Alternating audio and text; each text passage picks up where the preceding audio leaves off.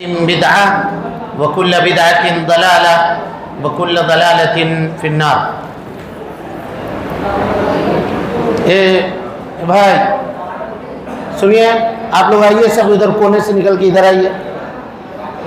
سب نوجوان لوگ، آپ لوگ کے کمر میں درد ہے، کیوں ٹیک لگاتے ہیں؟ ادھر آئیے، جو بزرگ حضرات ہیں وہ لگا سکتے ہیں، وہ لگائیں، اس میں کوئی حرج نہیں۔ تم لوگ نوجوان سب یہاں سامنے بیٹھے، جی ادھر آؤ، چلیں آپ لوگ بھی آئیے ادھر سے سامنے۔ خطیب جو ہے اس کے سامنے رہیے گا تو بات سمجھ میں آئے گی اور ہم کو بولنے میں بھی اچھا لگے گا۔ کوئی ادھر بیٹھا ہوا ہے، کوئی ادھر، کیا ہم بولیں، کہاں بولیں بتائیے، بیچ میں کس کو سمجھائیں؟ سمٹ جائیے۔ دینی مجلس میں جب آدمی بیٹھے تو اس کے آداب ہیں، سمٹ کر کے بیٹھے ایک دوسرے سے، بیٹھیے۔ پچھلا جو ابھی جہاں تک پڑھائی ہوئی، یہ بات سمجھ میں آئی آپ لوگوں کو؟ سمجھے بات کو؟ سمجھے یا نہیں سمجھے؟ ہیں؟ کچھ تھوڑا بہت سمجھے یا پورا سمجھے؟ ہیں؟ تھوڑا بہت سمجھے؟ 50%؟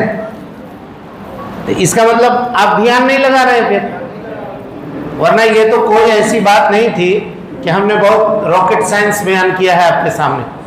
سیدھی سیدھی بات جس کا ہر مسلمان کو جاننا ضروری ہے۔ بہرحال اب آئیے ہم اپنی کتاب کی طرف لوٹتے ہیں۔ کوئی ایک آدمی پڑھیے تو، بسم اللہ، کیا لکھا ہے؟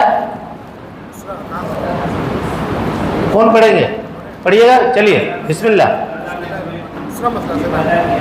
ایک منٹ ان کو پڑھنے دیجیے، ایک منٹ۔ جا، آپ کو سبق نہیں معلوم ہے، کیا پڑھیے گا؟ نا دوسرا پڑھیے، جن کو معلوم ہے کہاں سے پڑھائی ہے، پڑھیے، آپ پڑھیے، آپ پڑھیے، بیٹھ کے ہی پڑھیے، بیٹھ کے ہی پڑھیے۔ بسم اللہ، جہاں سے سبق ہے وہیں سے پڑھیے گا۔ نہ نہیں، جا، اب کیا ہو گیا بولیے؟ جب کتاب دی گئی ہے کہاں تک ہم پڑھایا، یہ اگر آپ لوگ نہیں دھیان دیے تو پھر کیا کیے؟ ہاں نہیں، آپ کینسل، آپ نہیں، دوسرے بولیے کوئی آپ۔ کم سے کم اتنی توفیق نہیں ہوئی کہ وہاں نشان لگا دیں کہ یہاں تک انہوں نے پڑھایا ہے۔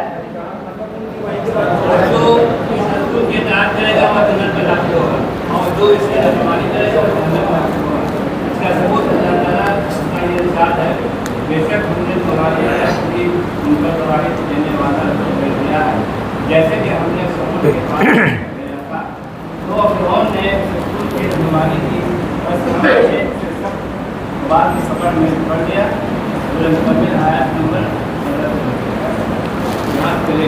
بہرحال دیکھیے، اللہ تعالیٰ نے ہم کو پیدا کیا، ہمارے روزی کا انتظام اس نے کیا، اور ہم کو اس نے بیکار نہیں چھوڑا۔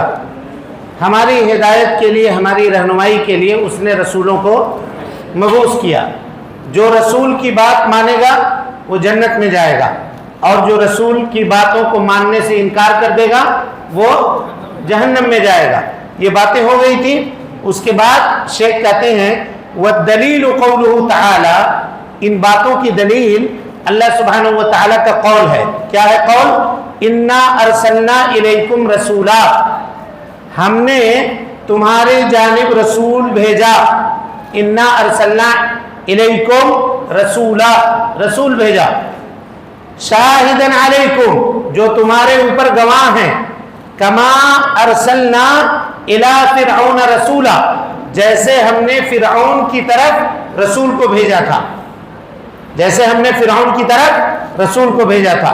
فعصى فرعون الرسول، فرعون نے رسول کی نافرمانی کی۔ فاخذناه اخذا وبیلا، اخذا وبیلا معنی اخذا شدیدا، اللہ تعالیٰ کہتا ہے ہم نے شدید طور پہ فرعون کی پکڑ فرمائی، فرعون کی پکڑ فرمائی۔ دیکھیے اللہ تعالیٰ یہ بتانا چاہ رہا ہے، اے امت محمدیہ کے لوگوں، ہم سے اور آپ سے خطاب ہے، ہم نے تمہاری جانب اپنے رسول کو بھیجا۔ ہمارے جانب اللہ کے وہ رسول جو تشریف لائے وہ کون ہے؟ کون ہے بولیے؟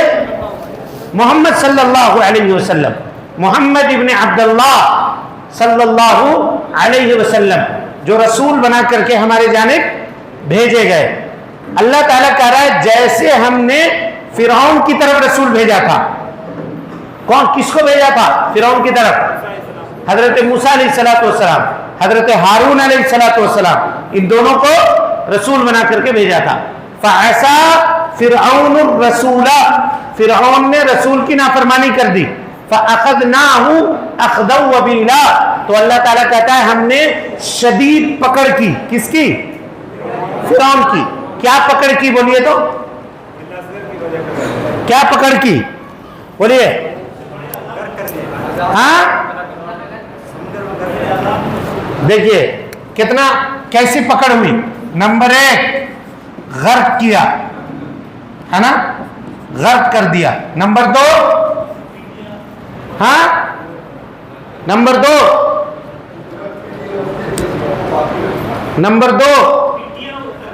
ہاں اور دیکھیے قرآن مجید کی آیت ہے النار یعرضون علیہا غدوا وعشیا، فرعون کے اوپر صبح و شام آگ کا عذاب پیش کیا جاتا ہے، آگ کا عذاب پیش کیا جاتا ہے۔ یہ کہاں؟ برزخ میں، حیات برزخ میں یہ معاملہ اس کے ساتھ ہو رہا ہے۔ یہ دوسری پکڑ ہوئی۔ اور تیسری پکڑ کیا ہے؟ وَيَوْمَ تَقُومُ السَّاعَةُ أَدْخِلُوا آلَ فِرْعَوْنَ أَشَدَّ الْعَذَابِ، جب قیامت قائم ہوگی تو اللہ سبحانہ و تعالی فرعون کو اس کے لاؤ لشکر سمیت کہاں داخل کرے گا؟ جہنم میں۔ دیکھ رہے ہیں یہ 3 پکڑ ہے۔ اب ہم اپنا محاسبہ کریں۔ وہ رسول جو فرعون کے طرف آئے تھے، فرعون نے انکار کیا، اللہ نے پہلے کیا کیا؟ غرق کر دیا، ڈوبا دیا۔ آج اگر ہماری یہ حالت ہے کہ ہم ڈوبنے کے کگار پر ہیں تو کبھی ہم جائزہ لینے کی کوشش کریں، کہیں ایسا تو نہیں ہے کہ ہم اپنے رسول کی مخالفت کر رہے ہیں۔ نمبر 1 آئی لو محمد کا نعرہ لگا کر کے، ہوڈنگ لگا کر کے، اور واٹس ایپ اور فیس بک پہ اس کی ڈی پی لگا کر کے لوگ سمجھتے ہیں کہ ہم نے رسول کی محبت کا حق ادا کر دیا۔ ہاں کیا جانکاری ہے رسول کے بارے میں؟ کیا سمجھا ہے ہم نے محمد رسول اللہ صلی اللہ علیہ وسلم کے متعلق؟ ہے کوئی بات بولیے؟ آج ہم کہتے ہیں کہ ہم محمد رسول اللہ صلی اللہ علیہ وسلم سے محبت کرتے ہیں۔ ہم آپ سے پوچھیں کہ سچن تندولکر نے آخری میچ کب کھیلی ہے؟ بتائیے، کون بولے گا جی آپ لوگوں میں سے؟ کون بولے گا؟ بولیے، کوئی نہیں ہے؟ جانتے بھی 2011 میں۔ یہ دیکھیے یہ معلوم ہے اللہ کے نبی جناب محمد رسول اللہ صلی اللہ علیہ وسلم نے غزوہ تبوک کب لڑی ہے؟ بولیے۔ اللہ کے نبی صلی اللہ علیہ وسلم نے غزوہ بدر کب کی ہے؟ اللہ کے نبی صلی اللہ علیہ وسلم کے اوپر رمضان کے روزے کب فرض کیے گئے؟ کہاں محبت؟ جو آدمی جس سے محبت کرتا ہے اس کے بارے میں جانکاری حاصل کرتا ہے کہ نہیں کرتا ہے؟ ہم اس دین سے محبت کرتے ہیں لیکن اس دین کو مانیں گے نہیں۔ ہاں آپ کہیے ڈی پی لگانے، روز ڈی پی لگائیں گے نیا لکھ کے، ہوڈنگ لگانے کے لیے کہیے وہ کر دیں گے، ہاں نعرہ لگانے کے لیے کہیے وہ کریں گے، جھنڈا لے کے گھومنے کے لیے کہیں گے وہ کریں گے، جلوس نکالنے کے لیے کہیے وہ کریں گے، لیکن کہیں نبی کی سنت پہ عمل کرو، کہا نہیں بہت بھاری ہے، بہت مشکل ہے، اس سے ہم کو بخشیے، یہ ہم نہیں کریں گے۔ آج مسلمانوں کی یہی حالت ہے، یہی وجہ ہے کہ وہ غرق ہیں۔ اللہ تعالیٰ نے واضح انداز میں، یہ قرآن کی آیت ہے جی، اِنَّا أَرْسَلْنَا إِلَيْكُمْ رَسُولًا شَاهِدًا عَلَيْكُمْ كَمَا أَرْسَلْنَا إِلَى فِرْعَوْنَ رَسُولًا فَعَصَىٰ فِرْعَوْنُ الرَّسُولَ، فرعون نے رسول کی نافرمانی کی، فَأَخَذْنَاهُ أَخْذًا وَبِيلًا، شدید پکڑ کی، غرق کر دیا دنیا میں، اور قبر میں صبح و شام اس کے اوپر عذاب پیش کیا جاتا ہے۔ جو عذاب قبر کی جو دلیل ہے نا، اس دلیل میں ایک آیت یہ بھی ہے، اللہ تعالیٰ فرماتا ہے کہ النار یعرضون علیہا غدوا وعشیا، تو فرعون کو ابھی کہاں عذاب دیا جا رہا ہے؟ برزخ میں ہی نا. کہاں عذاب دیا جا رہا ہے؟ بولیے کہ برزخ کی زندگی میں نا. تو یہ برزخ یعنی عذاب قبر حق ہے، یہ اس کے اوپر دلیل ہے قرآن مجید کی. اور تیسری چیز کہا وَيَوْمَ تَقُومُ السَّاعَةُ، جس دن قیامت قائم ہوگی اللہ تعالیٰ فرعون کو اس کے لشکروں سمیت جس طرح سے دریا میں ڈبایا تھا اور جس طرح سے آگ پیش کی جاتی ہے ان کے اوپر، اسی طرح سے اٹھا کر کے جہنم رسید کر دے گا، ڈال دے گا. وَالْعِيَاذُ بِاللَّهِ. اس سے کیا پتا چلا؟ رسول کی نافرمانی کیا ہے؟ بولیے جہنم لے جانے کے اسباب میں سے ایک سبب ہے.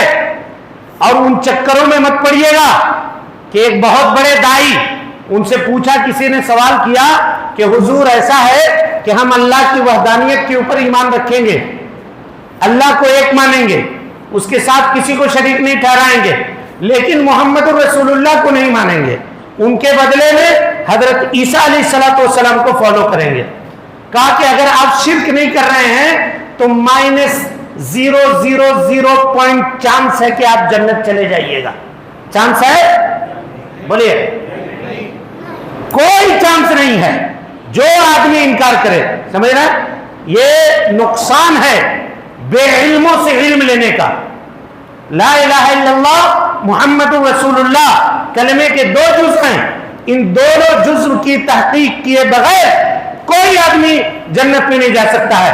یہاں تک کہ محمد رسول اللہ صلی اللہ علیہ وسلم نے فرمایا لو کان موسیٰ حیا، اگر آج موسیٰ زندہ ہوتے، ما وسعہ الا اتباعی، میری شریعت کے اوپر ایمان لائے بغیر، میری اتباع اور پیروی کیے بغیر ان کا چارہ نہیں تھا. ان کو بھی لانا. اور کل قیامت سے قریب جب حضرت عیسیٰ علیہ السلام نازل ہوں گے، بحیثیت نبی نازل نہیں ہوں گے، وہ اپنی شریعت کو نافذ نہیں کریں گے، بلکہ شریعت محمدیہ کے ایک فرد کے طور پہ نازل ہوں گے اور پیارے مصطفیٰ صلی اللہ علیہ وسلم کی شریعت کو وہ نافذ کرنے والے ہوں گے. سمجھ میں آئی بات یا نہیں سمجھ میں آئی؟ لوگ سنتوں کو ہلکا سمجھ کر کے چھوڑ دیتے ہیں. یہاں اللہ تعالیٰ یہ کہہ رہا ہے کہ رسول کی مخالفت تم کو اس شدید پکڑ کے اندر گرفتار کر سکتی ہے. دنیا میں پکڑ ہوگی، قبر میں پکڑ ہوگی، اور مرنے کے بعد پکڑ ہوگی. اب کوئی آدمی یہ رسک لے سکتا ہے؟ بولیے رسک لے سکتا ہے؟ ہرگز نہیں لے. اس کے بعد کیا کہا دیکھیے، پڑھیے. دوسرا مسئلہ اللہ اس بات کو پسند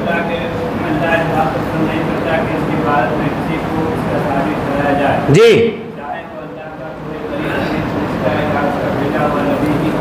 جی اللہ تعالیٰ اس بات کو کبھی پسند نہیں کرتا کہ اس کی عبادت میں کسی کو شریک ٹھہرایا جائے، چاہے وہ کوئی مقرب فرشتہ یا کوئی بھیجا ہوا رسول ہی کیوں نہ ہو.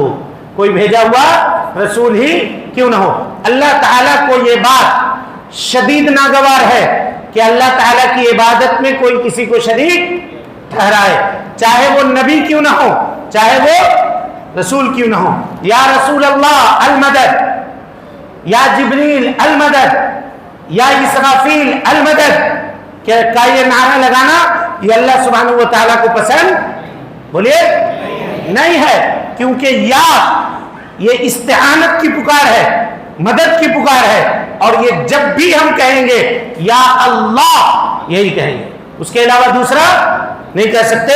ابھی گفتگو آپ کے سامنے آئے گی کہ اللہ تعالیٰ اپنی عبادت میں ساجھے داری کو، پارٹنرشپ کو کبھی پسند نہیں کرتا. شرک کس کو کہتے ہیں؟ بولیے شرک کس کو کہتے ہیں؟ ہاں ویسے نہیں، ویسے جواب نہیں. ہاتھ اٹھائیے، ہم جواب پوچھتے ہیں. جی بولیے آپ. شرک کہتے ہیں، آپ بولیے. یہ ہے جواب. اللہ کے علاوہ دوسروں کی عبادت کرنا یہ شرک نہیں ہے، یہ تو کفر ہے. اللہ کے علاوہ کر رہے ہیں ہم. شرک کا معنی ہے، شرک مانے مکس کرنا، ملانا. سمجھ رہے ہیں؟ مکس کرنا، ملانا. تو جو انہوں نے کہا، ماشاءاللہ اللہ آپ کے علم میں اضافہ کرے، کہ اللہ کے ساتھ दूसरों की इबादत करना। इबादत गैरिल्लाह मअल्लाह, गैरुल्लाह की भी इबादत करना, अल्लाह की भी इबादत करना। अजान हुई, मस्जिद में आ गए नमाज के लिए, और उर्स लगा, कब्र पे चढ़े गए चादर चढ़ाने के लिए। अब उसको कहिए कि हुजूर ये काहे को कर रहे हैं, ये शिर्क है। कहा कैसी बात करते हो, हम नमाज नहीं पढ़ते हैं क्या, हम मस्जिद नहीं जाते हैं क्या, हम मुसलमान नहीं है क्या। का शिर्क कहते ही उसको है कि आदमी अल्लाह की भी इबादत करे और साथ में गैरुल्लाह की भी इबादत करे। तो अल्लाह सुब्हानहू व तआला अपनी इबादत में कभी किसी को शरीक ठहराने को पसंद नहीं फरमाता, चाहे वो नबी क्यों ना हो, चाहे वो रसूल क्यों ना हो। लोग कहते हैं चलो ना ये नबी हैं, इतने बड़े वली हैं, पीर हैं, इन्होंने दीन के लिए इतना खिदमत किया है, हम अगर उनको पुकार ले रहे हैं तो क्या गलत कर रहे हैं, ये अल्लाह के मुकर्रब बंदे हैं, गलत कर रहे हो। पुकारना ये इबादत है और ये सिर्फ अल्लाह का हक है, उसमें अगर किसी को भी शरीक ठहराया जाए तो ये अल्लाह सुब्हानहू व तआला को पसंद नहीं है। अल्लाह सुब्हानहू व तआला को ये चीज पसंद नहीं है। अल्लाह ताला फरमाता है व अन्नल मसाजिद लिल्लाह फला तदउ मअल्लाहि अहदा, मस्जिदें अल्लाह के लिए है, वहां अल्लाह के अलावा किसी को न पुकारो, अल्लाह के अलावा किसी को न पुकारो। अब कोई आदमी ये कह सकता है कि मौलाना साहब हम मस्जिद में अल्लाह के अलावा किसी को नहीं पुकारते, मस्जिद में अल्लाह के लिए नमाज पढ़ते हैं, लेकिन मजार में दूसरे को पुकारते हैं, बाजार में दूसरे को पुकारते हैं, रैली में जुलूस में दूसरा नारा लगाते हैं, मस्जिद में नहीं लगाते। तब क्या जवाब होगा इसका, क्या जवाब होगा? हाँ, अल्लाह ताला फरमाता है वह अन्नल मसाजिद लिल्लाह, ये मस्जिदें अल्लाह के लिए है, फला तदउ मअल्लाहि अहदा, अल्लाह के अलावा तुम किसी दूसरे को न पुकारो। तो वो कोई मुशरिक अगर आपसे कहे कि हम मस्जिद में अल्लाह को ही पुकारते हैं, गैरुल्लाह को नहीं पुकारते, तो क्या जवाब दीजिएगा उसका? बोलिए, क्या जवाब दीजिएगा? मस्जिद, हाँ, मस्जिद के 3 माने हैं। कितने माने? 3 माने। नंबर 1, ये मस्जिद जिसमें अभी हम लोग बैठे हुए हैं, नमाज पढ़ रहे हैं, जो मुसलमानों की इबादत के लिए बनाई जाती है। मुसलमान जहां इकट्ठा होकर के अल्लाह सुब्हानहू व तआला की इबादत करते हैं, ये घर है ना, ये मस्जिद है।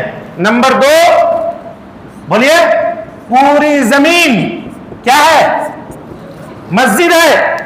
अल्लाह के नबी सल्लल्लाहु अलैहि वसल्लम ने फरमाया वजुइलत लियल अर्दु मस्जिदा, अल्लाह ताला ने जमीन को मेरे लिए क्या किया है? मस्जिद बना दिया है। दुनिया के किसी कोने में जो जमीन अल्लाह की है वहां आप गैरुल्लाह को नहीं पुकार सकते। व अन्नल मसाजिद लिल्लाह फला तदउ मअल्लाहि अहदा। मस्जिद का तीसरा माना आज़ाए सुजूद, आज़ाए सुजूद, जिन चीजों से आदमी सजदा करता है। आज़ाए सुजूद कितने हैं?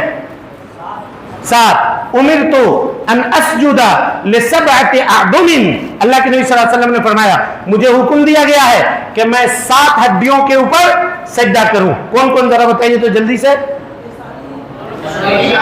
पेशानी नाक मिला के 1, और ये 2, 1 2 3 4 5 और 6 7। ठीक, चलिए, तो मस्जिद समझ में आ गया।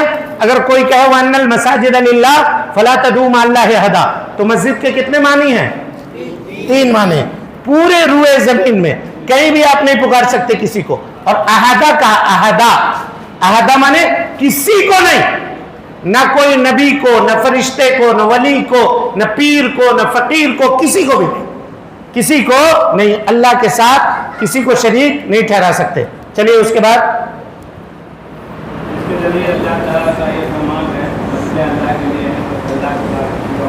हाँ, व अन्नल मसाजिद लिल्लाह फला तदउ मअल्लाहि अहदा, उसकी तशरीह हो गई आपके सामने। आगे चलिए।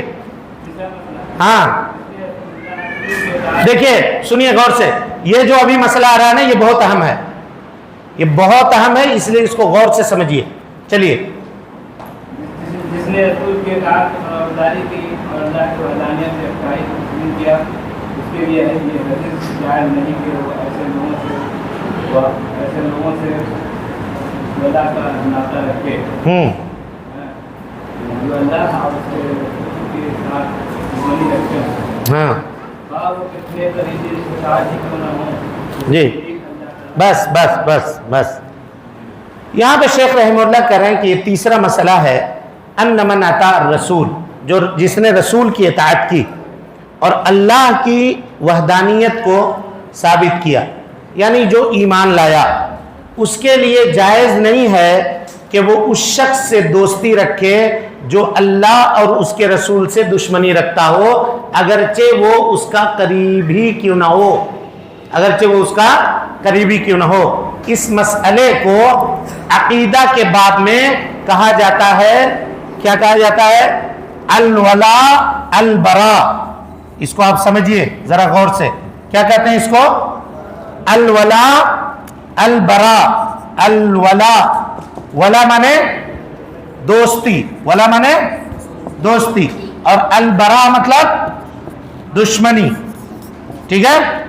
اب ہم کو دوستی کس سے رکھنی ہے، دشمنی کس سے رکھنی ہے، یہ کون طے کرے گا؟ کون طے کرے گا؟ اللہ سبحانہ و تعالیٰ طے کرے گا، اس کے رسول طے کریں گے، ہم خود سے طے نہیں کر سکتے. اب اس کی کئی قسمیں ہیں، پوری تفصیل ہم آپ کے سامنے نہیں رکھیں گے، لیکن جو ضروری ہے اس کی وضاحت آپ کے سامنے کر دیتے ہیں. ولا اور برا. ولا کا مطلب یہ ہے دوستی. ہمیں دوستی کس سے رکھنی ہے؟ مومنوں سے، مسلمانوں سے. اور اس دوستی کے اندر فرق ہے. جو آدمی جس قدر کتاب و سنت کے اوپر عمل کرنے والا ہوگا اس حساب سے ہم اس سے دوستی کریں گے، اور جو آدمی جس قدر گناہوں کے انجام دینے والا ہوگا اس حساب سے ہم اس سے دشمنی کریں گے. مثال کے طور پر ایک آدمی مومن ہے، لا قدر اللہ وہ سود لیتا ہے، تو سود لینے کی وجہ سے ہم اس سے نفرت کریں گے، اس لیے کہ وہ اللہ کی نافرمانی کر رہا ہے اور ایماندار ہے، اس وجہ سے ہم اس سے کیا کریں گے؟ دوستی کریں گے. خوارج کی طرح نہیں کہ خوارج کہتے ہیں کہ اگر کوئی آدمی ایمان لانے کے بعد ایک کبیرہ گناہ کا ارتکاب کر دے تو وہ کیا ہو جاتا ہے؟ کافر ہو جاتا ہے. ایک آدمی اگر ایمان لائے اور ایک کبیرہ گناہ کا ارتکاب کرے تو وہ کافر ہو جاتا ہے. کس کا قول ہے یہ؟ خوارج کا. یہ قول خوارج کا ہے. اس کے مقابلے میں معتزلہ ہے، وہ کہتا ہے کہ دیکھو میاں، اگر آدمی ایمان لانے کے بعد ایک گناہ کرتا ہے تو وہ کافر تو نہیں ہوتا، لیکن منزلتم بین المنزلتین، ایمان اور کفر کے درمیان لٹک جاتا ہے. یہ کون کہتا ہے؟ معتزلہ. اس کے مقابلے میں ایک فرقہ پیدا ہوا، مرجیہ. کون؟ مرجیہ. مرجیہ یہ کہتے ہیں کہ اگر کوئی آدمی ایمان لائے اور ایمان لانے کے بعد چاہے گناہ کرے، چاہے چوری کرے، شراب پیے، جو گناہ کرنا ہے کرے، وہ ایک دم ابو بکر و عمر کی طرح مسلمان رہتا ہے. نعوذ باللہ من ذالک. یہ ان کا عقیدہ ہے. سمجھ رہے ہیں؟ اہل سنت والجماعت کا عقیدہ یہ ہے کہ ایمان لانے کے بعد نیکی کرنے سے ایمان میں اضافہ ہوتا ہے اور گناہ کرنے سے ایمان میں کمی ہوتا ہے. امام ابو حنیفہ رحمۃ اللہ علیہ کا عقیدہ یہ ہے کہ اگر کوئی آدمی ایمان لائے تو اب اس کے ایمان میں کمی اور زیادتی نہیں ہوتی ہے. کمی اور زیادتی نہیں ہوتی ہے. غور سے سنیے ایک ایک بات کو. کہتے ہیں اس لیے کہ ایمان نام ہے کس کا؟ یقین کا. ایمان کس کا نام ہے؟ یقین کا. اور یقین کو اگر کم کریں گے تو کیا ہو جائے گا؟ شک ہو جائے گا. مثال کے طور پہ ہم کہیں آپ سے کہ اس وقت بارش ہو رہی ہے کیا؟ ہم لوگ مسجد میں بیٹھے ہوئے ہیں، ہم آپ سے پوچھیں باہر بارش ہو رہی ہے کیا؟ آپ بولیں پتہ نہیں، ہو رہی ہوگی. یہ کیا ہے؟ یقین ہے آپ کو؟ ہاں؟ شک ہے. اگر ہم پوچھیں کہ واقعی بارش ہو رہی ہے کیا؟ یعنی ضرور ہو رہی ہے بارش، یقیناً ہو رہی ہے. یہ کیا ہے؟ یقین ہے.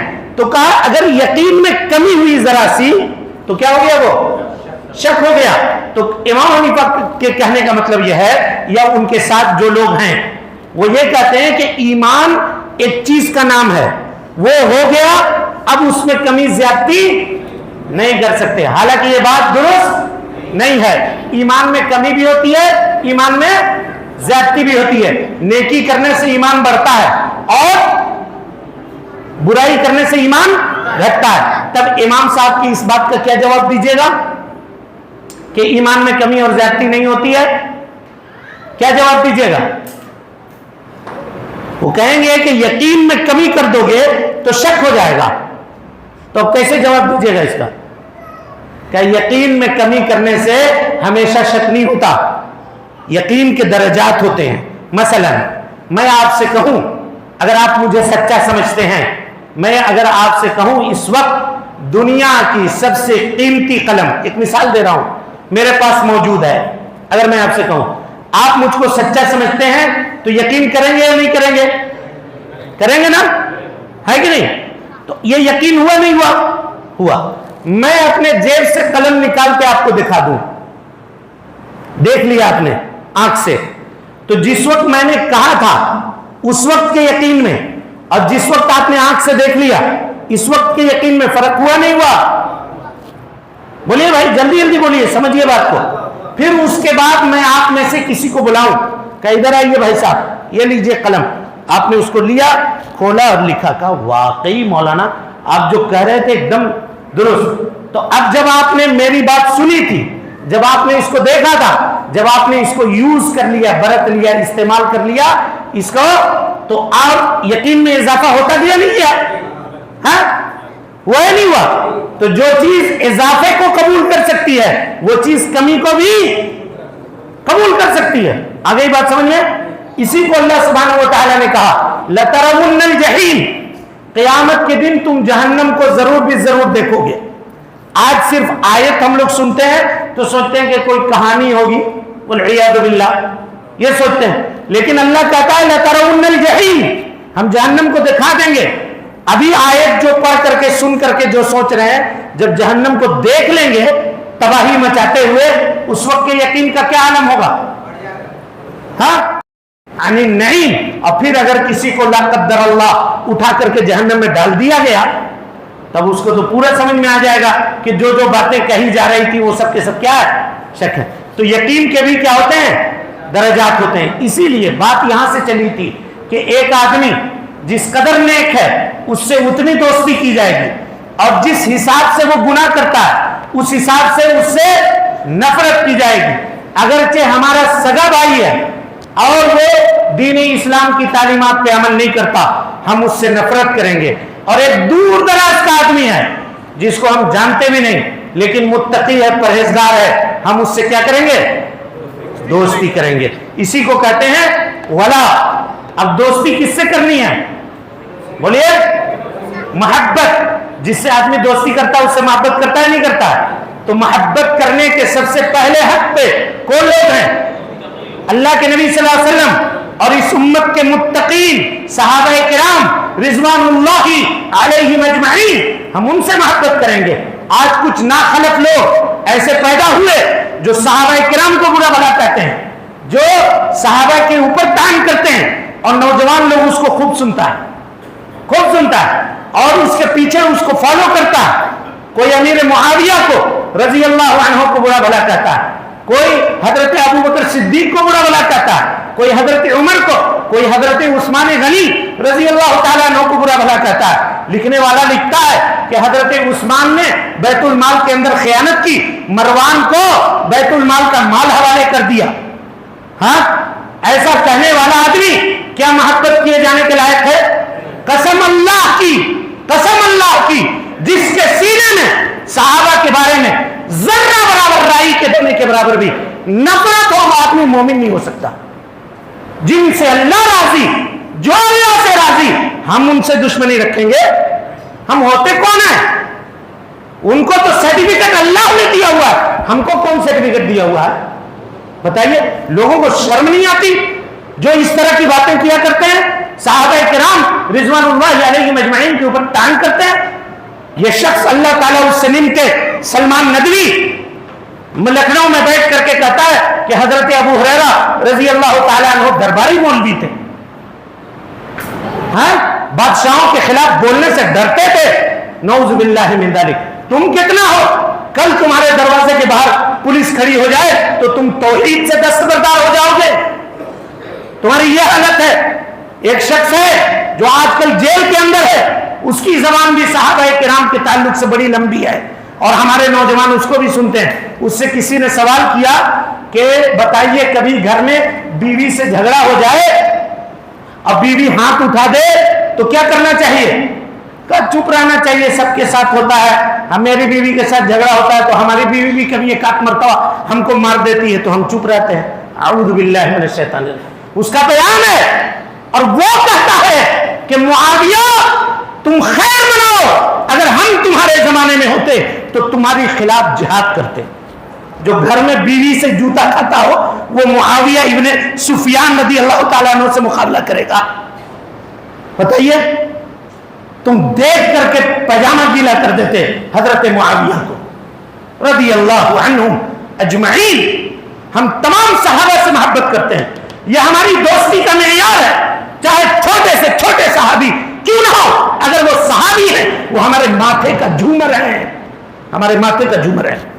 ہم کسی سے دستبردار ہونے کے لیے تیار نہیں ہیں. یہ وہ لوگ ہیں جنہوں نے دین اسلام کی اشاعت کی، نشر و اشاعت کی، اپنے مال سے اپنی جان سے اللہ کے نبی صلی اللہ علیہ وسلم کی مدد کی. آج کوئی ان کو کافر کہے ہم چپ ہو جائیں، کوئی ان کو خیانت کہے چپ ہو جائیں. قسم اللہ کی دنیا سنے آج کے اس اسٹیج سے، اور آپ بھی سنیے، تختے دار پہ چڑھ کے بھی، پھانسی کے پھندے پہ چڑھ کے بھی ہم محمد رسول اللہ کے اور ان کے اصحاب کے چوکٹ کے اوپر پہرا دیں گے. یہ عقیدہ ہم سے کوئی نہیں چھین سکتا. لوگ کہتے ہیں اہل الحدیث صحابہ کرام کو نہ مانتے ہیں. سنے عقیدہ کوئی اہل الحدیث کا کیا عقیدہ ہے. ایک چھوٹا سے چھوٹا بچہ جس نے اللہ کے نبی صلی اللہ علیہ وسلم کو ایمان کی حالت میں دیکھا ہو اور ایمان کی حالت میں اس کی وفات ہوئی ہو، وہ ہمارے ماتھے کا جھومر ہے. ہم اس کو اپنے ماتھے کے اوپر سجاتے ہیں. یہ ہے ہماری محبت صحابہ کرام رضوان اللہ علیہم اجمعین سے. تم صحابہ کے اوپر تان کرتے ہو، ان کو برا بھلا کہتے ہو، اور یہ لوگ ان کی شیطانی دماغ سے بچیے ان کے شیطانی دماغ سے. یہی شخص جو آج کل جیل میں ہے، مجھے کہہ لینے دیجئے، اس نے کہا تھا کہ جب حضرت زبیر ابن عوام رضی اللہ تعالیٰ عنہ کا انتقال ہوا تو انہوں نے انتقال سے پہلے، وفات سے پہلے اپنے بیٹے کو بلا کر کے کہا تھا کہ بیٹا میرے پاس قرضہ بہت ہے، میرے قرضے کو ادا کر دینا، اور اگر ادا کرنے میں دقت پیش آئے تو اللہ سے مدد طلب کرنا. بیٹے کو نصیحت کی تھی. کہا کہ حضرت زبیر کی زمین کو معاویہ ابن ابی سفیان نے لاکھوں کی زمین کو کروڑوں میں خرید لیا، اور کہا اپنے جیب سے پیسہ تھوڑی دینا تھا، بیت المال سے پیسہ دینا تھا. اعوذ باللہ من الشیطان الرجیم. معاویہ ابن سفیان رضی اللہ تعالیٰ عنہ پہ اب خیانت کا الزام لگا رہے. یہ وہ صحابی ہیں، یہ جان لیجئے یہ خیانت کا الزام صرف ان پر نہیں ہے. یہ چاہتے ہیں کہ قرآن ڈیمیج کیا جائے، یہ چاہتے ہیں کہ حدیث ڈیمیج کی جائے. کاتب وحی میں سے ہیں یا نہیں یہ معاویہ ابن ابی سفیان؟ جب ان کو کہہ دیں گے خائن ہے تو قرآن کی آیتیں بچے گی، لیکن ان کی ہمت نہیں ہے کہ یہ قرآن کے اوپر بولیں. تو یہ اس طرح سے تان کرتے ہیں. اور دیکھیے گا جو صحابی جتنی زیادہ روایت کرتے ہیں ان کے طنز و تشنیع کا نشانہ وہی بنتے ہیں. حضرت ابو ہریرہ کو اس لیے طنز و تشنیع کا نشانہ بناتے ہیں کہ ایک ایک حدیث کا انکار کرنا بہت مشکل ہے. حضرت ابو ہریرہ کی شخصیت کو ڈیمیج کر دو، حدیثیں خود بخود ڈھہ جائیں گی، سند خود بخود ختم ہو جائے گی. ام المومنین کے کردار کو ڈیمیج کر دو، حضرت عائشہ صدیقہ رضی اللہ عنہا وعن ابیہا کے کردار کو ڈیمیج کر دو، کہ انہوں نے جو روایتیں کی ہیں وہ خود بخود ختم ہو جائیں گی. اسلام ایسے مٹ جائے گا. اسلام تمہارے تھوکوں سے نہیں مٹے گا. تم خود ذلیل و خوار اور رسوا ہو جاؤ گے. آسمان کی طرف تھوکتے ہو، تھوک خود تمہارے منہ کے اوپر پڑے گا. اور ہوا بھی یہی. اور ان کی موت کبھی بہتر نہیں ہوگی جو صحابہ کے خلاف زبانوں کو دراز کرتے ہیں اور لمبی کرتے ہیں، چاہے وہ کوئی بھی ہو، کتنا بڑا مفکر کیوں نہ ہو، اور کتنا بڑا معلم کیوں نہ ہو، اور کتنا بڑا ادیب کیوں نہ ہو، اور کتنا بڑا لکھاڑی کیوں نہ ہو. صحابہ کے خلاف اس وقت آواز میری بلند ہے، اور یہ درس کا انداز نہیں ہے، لیکن یہ غیرت میری بول رہی ہے، یہ حمیت میری بول رہی ہے، نوجوانوں کی بے رحمی بول رہی ہے.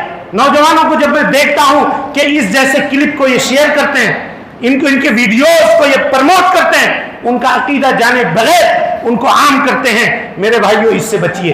علم سب سے نہیں لیا جاتا. ان ھذا العلم دین، یہ علم دین ہے. فانظروا امن تاخذون دینکم، دیکھو کہ تم دین کس سے سیکھ رہے ہو، کس سے حاصل کر رہے ہو. ہر کسی سے، ہر کس و ناکس سے دین نہیں لیا جاتا. چلیے بات ہو رہی تھی دوستی کی، تو سب سے پہلے دوستی کے ہمارے حقدار کون ہیں؟ اللہ کے نبی صلی اللہ علیہ وسلم کے بعد صحابہ کرام رضوان اللہ علیہم اجمعین. ہم سب سے محبت کرتے ہیں، اٹوٹ محبت کرتے ہیں، بلاگ محبت کرتے ہیں. کیوں؟ اس لیے کہ انہوں نے نبی سے محبت کی تھی. انہوں نے کس سے محبت کی تھی؟ نبی کو جب ضرورت تھی، اللہ اکبر، انہوں نے اپنے بیوی بال بچوں کو چھوڑ دیا، بیوی کو بیوہ کر دیا، بچوں کو یتیم کر دیا اس دین کی خاطر. ہاں آپ دیکھیے نا، 1,24,000 صحابہ کے ساتھ اللہ کے نبی صلی اللہ علیہ وسلم نے حجۃ الوداع کیا تھا. بقی قبرستان جا کر کے آپ دیکھ لیجئے، 10,000 سے بھی کم صحابہ کی قبریں وہاں موجود ہیں. باقی کہاں گئے بھائی؟ کہاں گئے باقی؟ دین پھیلانے کے لیے نکل گئے دنیا کے کونے کونے میں. آج جو ہم ہزاروں کلومیٹر دور اس مسجد میں بیٹھ کر کے یہ سیکھ رہے ہیں میرے بھائیوں، اللہ کی توفیق کے بعد یہ صحابہ کرام رضوان اللہ علیہم اجمعین کی محنتوں کا ثمرہ ہے. جو نکلے، وطن کو چھوڑا، گھر کو چھوڑا، ہر چیز کو چھوڑا. آج کوئی ان کو کہے کہ ایسے تھے ایسے تھے، تم کیسے ہو؟ پہلے یہ بتاؤ، اور تم ہوتے کون ہو؟ کیا اللہ نے تم کو دیا ہے اتھارٹی؟ اللہ نے دیا ہے تم کو؟ اپنے بارے میں دیکھو بھائی. ہر آدمی، وہ تو رضی اللہ عنہم ورضوا عنہ، اللہ نے ان کو سرٹیفکیٹ دے دیا، وہ اللہ سے راضی، اللہ ان سے راضی. اب ان کے بارے میں تان کیا ہوگا؟ یہ اب اس کے بعد مومنین سے دوستی، ٹھیک ہے، لیکن مومنین سے دوستی میں دونوں چیزیں ہوں گی. اگر وہ گناہ کرنے والا ہوگا اس حساب سے اس سے نفرت، اور اگر نیکی کرنے والا ہوگا اس حساب سے اس سے دوستی.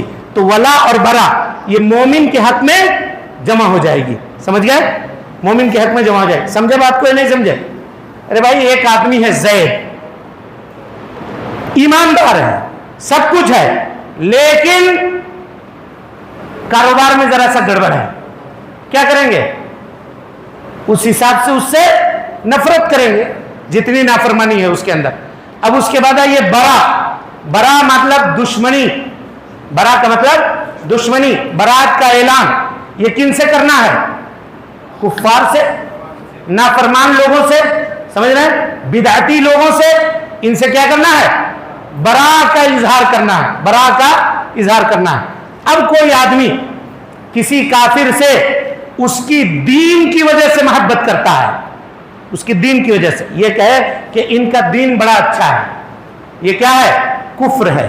یہ کیا ہے؟ کفر ہے. صرف یہ کیا کہ آدمی دائرہ اسلام سے خارج. یہ اسلام میں کیا ہے؟ خواتین کہتی ہیں ہم کو نقاب لگانا پڑتا ہے، نوز پیس اتنی گرمی میں پہن کر کے باہر جانا پڑتا ہے. ان لوگوں کا ٹھیک ہے، ان کا کوئی مسئلہ نہیں ہے، یہ جہاں چاہیں جیسے چاہیں چلی جائیں، انہی لوگ کا اچھا ہے، یہی لوگ ٹھیک ہے. ہمارا مشکل ہے بس یہ کہہ دینے سے کیا ہو گیا؟ بولیے، گئے آپ، گئے. اسی طرح سے کوئی کہے کہ نہیں ہم لوگ سود نہیں لے سکتے، وہ لوگ سود لے رہے ہیں، اتنا ترقی کر رہے ہیں بزنس میں، کاروبار میں. کیا ہوا اس سے؟ اگر اسلام کی تعلیم آپ کو خراب لگ رہی ہے، دوسروں کی اچھی لگ رہی ہے، تو آدمی دائرہ اسلام سے خارج. اگر کوئی آدمی کسی کافر سے اس لیے دوستی کر رہا ہے کہ اس کا دین اچھا ہے، قسم اللہ کی ولا اور برا ایک اس کے سینے میں جمع نہیں ہو سکتے. ایک آدمی کے دل میں ایمان اور کافر سے محبت یہ جمع نہیں ہو سکتا. کیوں؟ کیونکہ ہم جس سے محبت کرتے ہیں، جو اس کا محبوب ہے وہ میرا محبوب ہے، اور جو ہم سے جس سے ہم محبت کرتے ہیں جو اس کا دشمن ہے اس سے ہم دوستی کریں گے. ڈبل اسٹینڈرڈ ہوگا یا نہیں ہوگا؟ منافقت ہوگی یا نہیں ہوگی؟ یہ منافقت اسلام میں نہیں چلنے والا. یہ ہے اس کی دوسری قسم. کسی کافر سے دوستی اس وجہ سے ہم کر رہے ہیں کہ بہت اچھا کرکٹر ہے، رن بہت مارتا ہے، ہمارا آئیڈیل ہے، آئیکن ہے، ٹی شرٹ کے اوپر اس کا نام لگا کے چل رہے ہیں. ہاں، ہیرو سے محبت اس لیے کر رہے ہیں، بڑی ہٹ فلمیں دیتا ہے، اس کی ساری فلمیں ہٹ ہوتی ہیں، باکس آفس پہ اتنی کمائی کرتی ہیں. اس لیے ہاں کوئی لڑکی کسی ہیروئن کا لباس پہنتی ہے کہ بڑی اچھی سیریل میں آتی ہے، ہوتا ہے نہیں ہوتا ہے، بڑا زبردست ایکٹنگ کرتی ہے، اس وجہ سے ہم اس سے محبت کر رہے ہیں. یہ کیا ہے؟ یہ کیا ہے؟ یہ کفر تو نہیں ہے، لیکن بہت بڑا گناہ ہے. کیا ہے؟ بہت بڑا گناہ ہے اور حرام ہے ایسا کرنا. لیکن جس سے ہم محبت کر رہے ہیں دنیاوی طور پہ اور اس سے دین سے راضی بھی ہیں تو قسم اللہ کی یہ کفر ہے، یہ کفر ہے۔ پھر اگر گانا گانے والے سے محبت ہے ہم کو تو یہ تو حرام ہے، لیکن اس کا دین اس میں شامل ہے تو ایسی صورت میں یہ کیا ہے، انسان کو دائرہ اسلام سے خارج کر دیتا ہے۔ اب اس کے بعد آئیے، کافر سے دوستی دنیا کی وجہ سے، یہ کیا ہے، اس کا کیا ہے، دنیا کی وجہ سے کسی چیز دنیاوی کوئی چیز حاصل کرنے کے لیے اس سے ہم دوستی کر رہے ہیں، اس کا کیا حکم ہے؟ بولیے جلدی جلدی۔ ہاں جائز ہے، بولیے جائز ہے؟ ہاں جائز نہیں ہے، جائز نہیں ہے۔ حدیث سنیے، صحیح بخاری کی روایت ہے، حضرت حاتب ابن ابی بلتعہ رضی اللہ تعالیٰ عنہ صحابی رسول ہیں، بدر میں شریک ہوئے تھے، بدری صحابی ہیں۔ اللہ کے نبی صلی اللہ علیہ وسلم نے جب فتح مکہ کا پلان بنایا تو اس کو آپ چھپا کے رکھے ہوئے تھے تاکہ مکہ والوں کو پتہ نہ چلے۔ حاتب ابن ابی بلتعہ رضی اللہ تعالیٰ عنہ نے ایک خط لکھا اور خط لکھ کر کے ایک خاتون کو ہائر کیا، کہا کہ یہ خط لو، جا کر کے مکہ والوں کو دے دینا۔ اللہ کے نبی صلی اللہ علیہ وسلم کو وحی کے ذریعے اس کی خبر لگ گئی، خاتون جا رہی۔ اللہ کے نبی صلی اللہ علیہ وسلم نے حضرت علی رضی اللہ تعالیٰ عنہ کو اور چند صحابہ کو پیچھے لگایا اور کہا تم لوگ چلتے جاؤ چلتے جاؤ چلتے جاؤ، یہاں تک کہ روضہ خاخ نامی مکہ اور مدینہ کے درمیان کی جگہ ہے، کہا وہاں تم کو ایک عورت ملے گی، اس کے پاس ایک خط ہے، وہ خط لے کر کے آ جانا۔ ٹھیک ہے، اس پوری روایت صحیح بخاری میں موجود ہے۔ حضرت علی چلے، چلتے چلتے جب روضہ خاخ پہ پہنچے تو دیکھا کہ وہ خاتون موجود ہے جیسے اللہ کے نبی صلی اللہ علیہ وسلم نے خبر دی تھی۔ خاتون کے قریب گئے، کہا کہ تمہارے پاس کوئی خط ہے، نکال کے دو۔ کہا نا ہمارے کوئی خط نہیں، کہا کوئی خط نہیں۔ حضرت علی نے کہا کہ خط نکالو، نہیں تو ہم تم کو بے لباس کرنے سے بھی پیچھے نہیں ہٹیں گے، کیونکہ اللہ کے نبی صلی اللہ علیہ وسلم نے خبر دی ہے تو دی ہے، تمہارے پاس خط ہے۔ جب اس نے یہ دیکھا کہ ہم لوگ 3-4 ہیں اور اس کے ساتھ دوسرا یعنی بے لباس کر کے بھی اس کی تلاشی لی جا سکتی ہے تو وہ ڈر گئی اور اپنے چوٹی کے جوڑے کے پیچھے سے کھول کر کے چٹھی نکال کر کے پکڑا دی حضرت علی کے ہاتھ میں۔ حضرت علی اس کو لے کر آئے، حکم تھا کہ راستے میں مت کھولنا، لا کر کے سیدھے ہمارے حوالے کرو۔ نبی صلی اللہ علیہ وسلم کے سامنے پیش کیا گیا تو دیکھا گیا کہ اس خط میں لکھا ہوا تھا من حاتب ابن ابی بلتعہ، حاتب ابن ابی بلتعہ کی جانب سے کفار قریش کو یہ پیغام ہے کہ محمد صلی اللہ علیہ وسلم تمہارے اوپر حملے کی تیاری کر رہے ہیں، تم اپنا معاملہ درست کر لو۔ سمجھ گئے؟ اب حضرت عمر ابن خطاب رضی اللہ تعالیٰ عنہ نے کہا دعنی اضرب عنق ھذا المنافق، اللہ کے نبی صلی اللہ علیہ وسلم مجھے آرڈر دیجئے میں اس کی گردن مار دیتا ہوں۔ نبی صلی اللہ علیہ وسلم نے کہا نہیں رکو، ابھی بلایا۔ یہ دیکھیے اس سے پتا چلا کہ کسی کو بھی صفائی پیش کرنے کا موقع دینا چاہیے۔ اب ڈائریکٹ اس کے اوپر الزام ثابت نہیں کر سکتے، آپ کے بارے میں یہ سنا ہے، کیا بات ہے ذرا سا بتائیے، یہ موقع اس کو دینا چاہیے۔ نبی صلی اللہ علیہ وسلم نے بلایا، کہا حاتب کیا ہے یہ، ما ھذا، یہ کیا ہے؟ تو کہا حضرت حاتب ابن ابی بلتعہ رضی اللہ تعالی عنہ نے کہ اللہ کے نبی صلی اللہ علیہ وسلم ولم افعلہ کفرا، یہ میں کفر کے وجہ سے میں نے ایسا نہیں کیا، ولا ارتدادا عن دینی، میں نے اپنے دین کو بھی ترک نہیں کیا ہے، ولا رضا بالکفر بعد الاسلام، اور اسلام کے بعد میں کفر سے راضی بھی نہیں ہوں۔ کہا پھر کیا کیوں ایسا؟ کہا یا رسول اللہ میں ہجرت کر کے آ گیا ہوں، میرے چھوٹے چھوٹے بچے ہیں، وہاں میری بیوی ہے اور دوسرے لوگ وہاں موجود ہیں، اور جتنے صحابی ہیں یہ سب مکہ کے رہنے والے ہیں، ان کے رشتہ دار ہیں وہاں، وہ ان کی حفاظت کریں گے، میں مکہ کا اصلی رہنے والا نہیں ہوں، میں دوسری جگہ سے آ کے مکہ میں بسا ہوں، میرا کوئی رشتہ دار نہیں ہے، تو میں نے چاہا کہ کفار کے اوپر ایک احسان کر دیتا ہوں تاکہ وہ کل چل کے کوئی بات ہو تو میرے بال بچے کی حفاظت کر دیں، بس اتنا ہی چاہا تھا، اس کے علاوہ کچھ نہیں چاہتا۔ اللہ کے نبی صلی اللہ علیہ وسلم نے کہا کہ سچ کہہ رہے ہیں، یہ سچ کہہ رہے ہیں۔ یہ حضرت عمر کہہ رہے تھے کہ نہیں نہیں اس کا معاملہ تمام کیا جائے گا، اس نے بہت بڑا معاملہ کیا ہے۔ نبی صلی اللہ علیہ وسلم نے کہا کہ اے عمر انہو شہد بدرن، صحابی ہیں بدر میں شریک ہوئے ہیں، بدر میں شریک ہوئے ہیں، وما یدریک تمہیں کیا خبر ہے لعل اللہ اطلع علی اہل بدرین، اللہ نے اہل بدر کے اوپر جھانکا تھا، جھانکا تھا اللہ نے اہل بدر کے اوپر اور کہا تھا اعملوا ما شئتم، جو عمل چاہے کر لو، قد غفرت لکم، میں نے تمہارے گناہوں کو معاف کر دیا ہے۔ اللہ اکبر. میں نے یہ صحابہ کا عزت ہے, یہ ان کا مقام ہے, یہ ان کا مرتبہ ہے.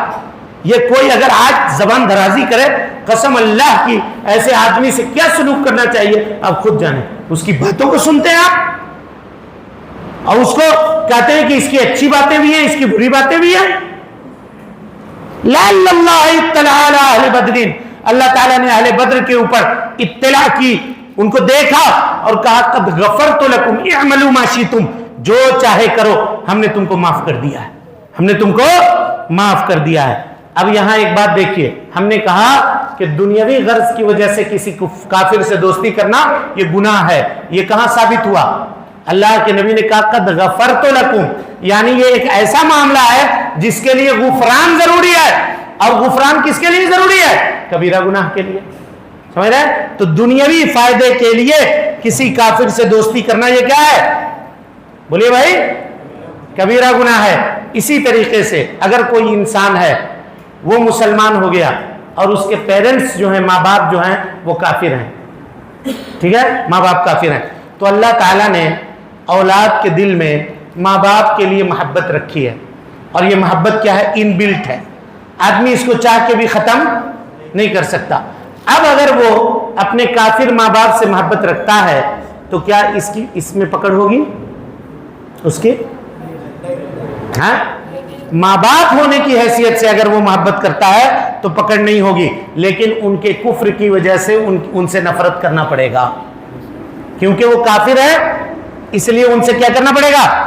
نفرت کرنا پڑے گا, کیونکہ فطری محبت سب کے اندر داخل ہے. جیسے پیارے مصطفیٰ صلی اللہ علیہ وسلم یا حضرت نوح علیہ السلام نے اپنے بیٹے کے لیے کہا تھا یا اللہ ان ابنی من اہلی, اے اللہ میرا بیٹا یہ میرے اہل میں سے ہے, وَإِنَّ وَعْدَكَ الْحَقِّ, ہے کہ نہیں؟ اور اسی طرح سے اللہ کے نبی صلی اللہ علیہ وسلم نے اپنی والدہ ماجدہ کی قبر کی زیارت کی اجازت طلب کی, اللہ تعالیٰ نے اجازت دے دی, لیکن مغفرت کی دعا مانگنے کی اجازت طلب کی تو اجازت نہیں ملی. سمجھ میں آ رہی بات؟ اجازت نہیں ملی. تو یہ جو زیارت کی آپ نے خواہش ظاہر کی, اس سے یہ پتہ چلا کہ محبت. اسی طرح سے آپ کے چچا ابو طالب, جن کے بارے میں آپ نے کہا یا عم قل لا الہ الا اللہ, لا الہ الا اللہ کہیے, آپ اپنے چچا سے محبت کرتے تھے. تو اگر کوئی آدمی کسی کا اس طرح کا رشتہ دار ہے اور وہ اس سے بولیے محبت کرتا ہے اور ان کے دین کی وجہ سے اس سے نفرت کرتا ہے, تو نہ تو اس کی مذمت کی جائے گی اور نہ اس کی تعریف کی جائے گی, نہ اس کی مذمت کی جائے گی اور نہ اس کی تعریف کی جائے گی. سمجھ میں آ گئی بات؟ اب اگر کوئی آدمی دنیا حاصل کرنے کے لیے حق بات کہنے سے ڈرتا ہے, تب یہ اس میں آئے گا یا نہیں آئے گا؟ کرسی کی محبت میں, جاہ کی محبت میں, منصب کی محبت میں, قلمدان کی محبت میں حق بات بولنے سے ڈرتا ہے, یہ کیا آئے گا؟ حرام ہے, یہ حرام ہے. ہم اگر حق بات بولے منہ پر تو لوگ مجھ کو سننا چھوڑ دیں گے, لوگ میرے پاس بھیڑ لگانا چھوڑ دیں گے, لوگ میرے آس پاس بیٹھنا چھوڑ دیں گے. اگر یہ سوچ کر کے آدمی حق بات بولنے سے پیچھے ہٹتا ہے تو وہ آدمی گنہگار ہے, گناہ کبیرہ گناہ کا ارتکاب کرنے والا ہے. چلیے ولا اور برا ختم ہوا, آپ پڑھیے. ایک منٹ ان کو موقع دیجئے, ایک منٹ پڑھیے, ایک منٹ ان کو, ہاں پڑھیے, آپ پڑھیے. اللہ تعالیٰ پر اور قیامت کے دن پر ایمان رکھنے والوں کو زور سے پڑھیے. اللہ اور اس کے رسول کی مخالفت کرنے والوں سے محبت رکھنے میں ہرگز نہ پائے. یہ ولا اور برا کی دلیل ہو رہی ہے. اللہ تعالیٰ اور یوم آخرت کے اوپر ایمان رکھنے والوں کو آپ کبھی بھی اللہ اور اس کے رسول کے دشمنوں سے محبت کرنے والا نہیں پائیں گے, اگرچہ وہ اس کے باپ ہوں, اگرچہ وہ اس کے بیٹے ہوں, اگرچہ وہ ان کے بھائی ہوں, اگرچہ وہ ان کے سماج کے لوگ ہوں. اولئک کتب فی قلوبہم الایمان, یہ وہ لوگ ہیں جن کے دلوں میں اللہ تعالیٰ نے ایمان لکھ دیا ہے. وأیدہم بروح منہ, اور جبریل امین کے ذریعے سے ان کی تائید کی ہے. اور ویدخلہم जन्नातिन तजरी मिन तहतिहा अल-अनहार, और इनको ऐसी जन्नतों में दाखिल करेगा जिसके नीचे से नहरें जारी हैं, खालिदीन फीहा, ये वहां हमेशा रहेंगे, रज़ी अल्लाहु अन्हुम व रदू अन्हु, अल्लाह इनसे राजी हुआ, ये अल्लाह से राजी हुए। उलाइका हिज़्बुल्लाह, ये अल्लाह का गिरोह है। अला इन्ना हिज़्बल्लाहि हुमुल मुफ़्लिहून, और अल्लाह का गिरोह ही कामयाब होने वाला है। चलिए उसके बाद ये दलील हो गई, वला और बरा जो कुछ हमने बतलाया ये उसकी क्या हुई, दलील हो गई। समझ रहे हैं आप लोग, बोर नहीं हो रहे हैं ना? हाँ जी, थक रहे हैं क्या? चलिए फिर पढ़िए, आगे पढ़िए। आगे पढ़िए। यानी मिल्लत इब्राहिम से मुराद महज एक अल्लाह की इबादत है। देखिए, इअलम अरशदकल्लाहु लिताअतिही, अल्लाह रब्बुल आलमीन आपको अपनी इताअत की तौफीक दे। शेख ये दुआ दे रहे हैं, फिर साहिब किताब मोहम्मद बिन अब्दुल वहाब हमको और आपको ये दुआ दे रहे हैं कि ऐ इस किताब के पढ़ने वालों, अल्लाह तुमको अपनी इताअत की तौफीक से नवाजे, तुम हमेशा अल्लाह के इताअत गुजार और फरमाबरदार बन करके रहो, ये दुआ दे रहे हैं। उसके बाद कह रहे हैं अन्नल हनीफियता मिल्लत इब्राहीमा, हजरत इब्राहीम अलैहिस्सलातु वस्सलाम की मिल्लत क्या है? अन तअबुदल्लाह वहदहू, तू अल्लाह की इबादत कर, सिर्फ अल्लाह की इबादत कर, मुखलिसन लहुद्दीन, इबादत को उसके लिए खालिस करते हुए, इबादत को उसके लिए खालिस करते हुए। यहां देखिए दो चीजों का जिक्र हुआ, एक है हनीफियत, क्या है? हनीफियत, हनफियत नहीं। हाँ, क्या समझिएगा इसको? हाँ, हनीफियत,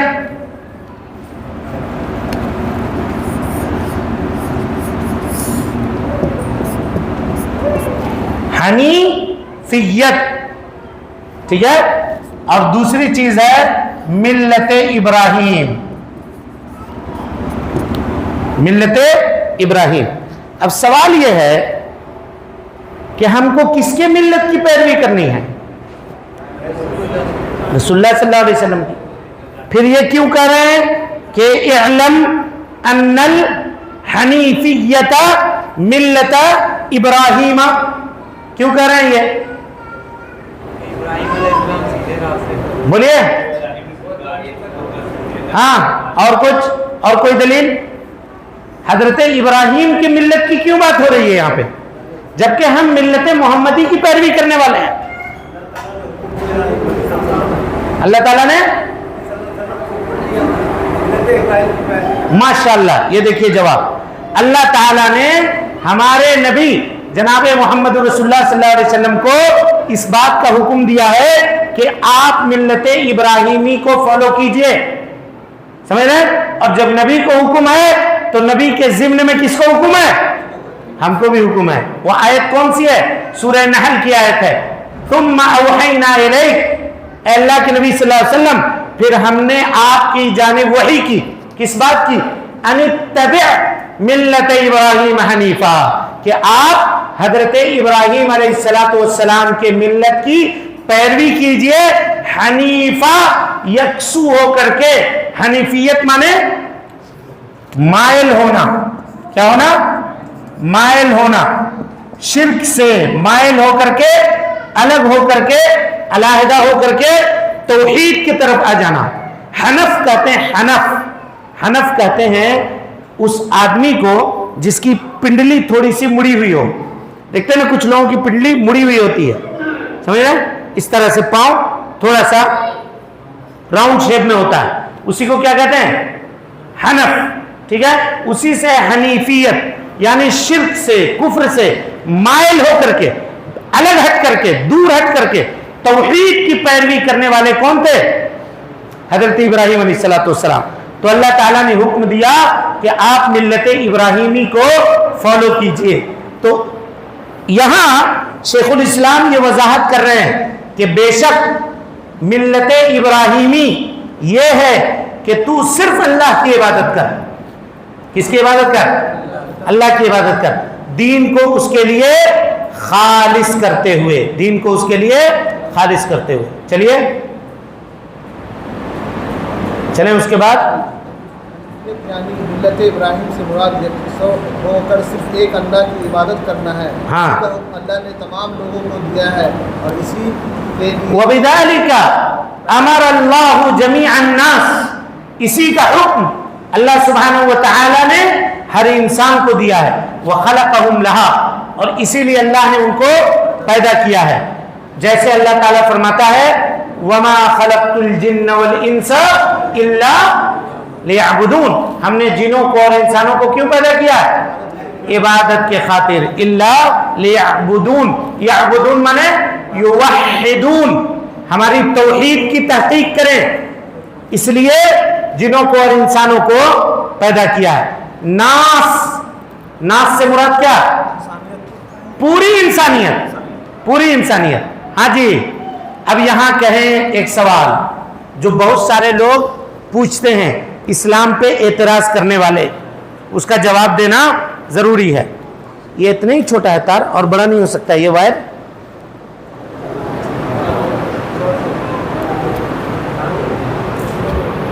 چھوڑ دی اس کی وجہ سے ڈسٹرب مت ہوئی ہے. دیکھیے ادھر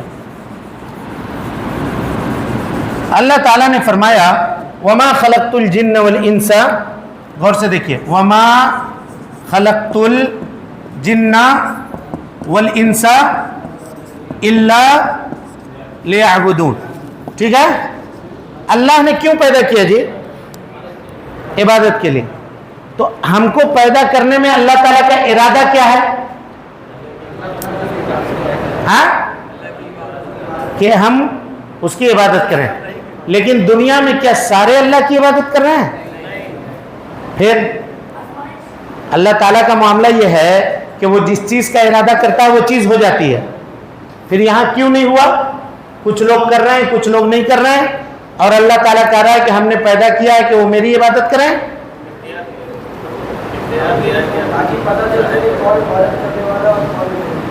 نہیں، ایسا ہوا کیوں؟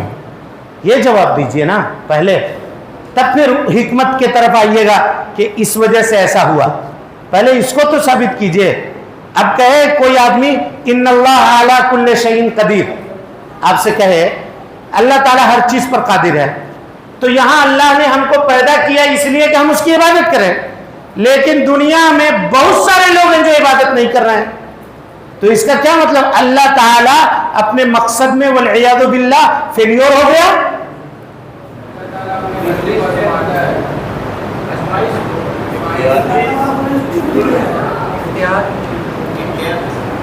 ہاں بولیے. یہ ساری چیزیں نتیجہ ہے، ہم اس پہ دلیل مانگ رہے ہیں. سوال آپ لوگ میرا نہیں سمجھ رہے ہیں.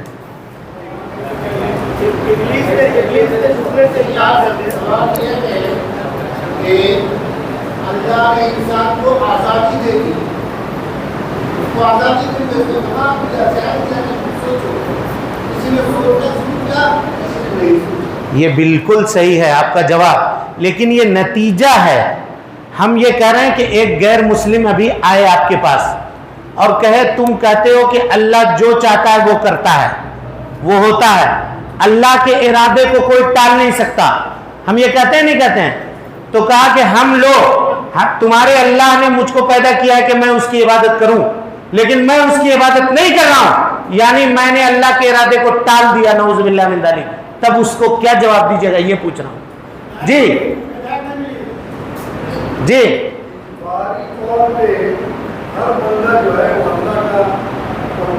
ہاں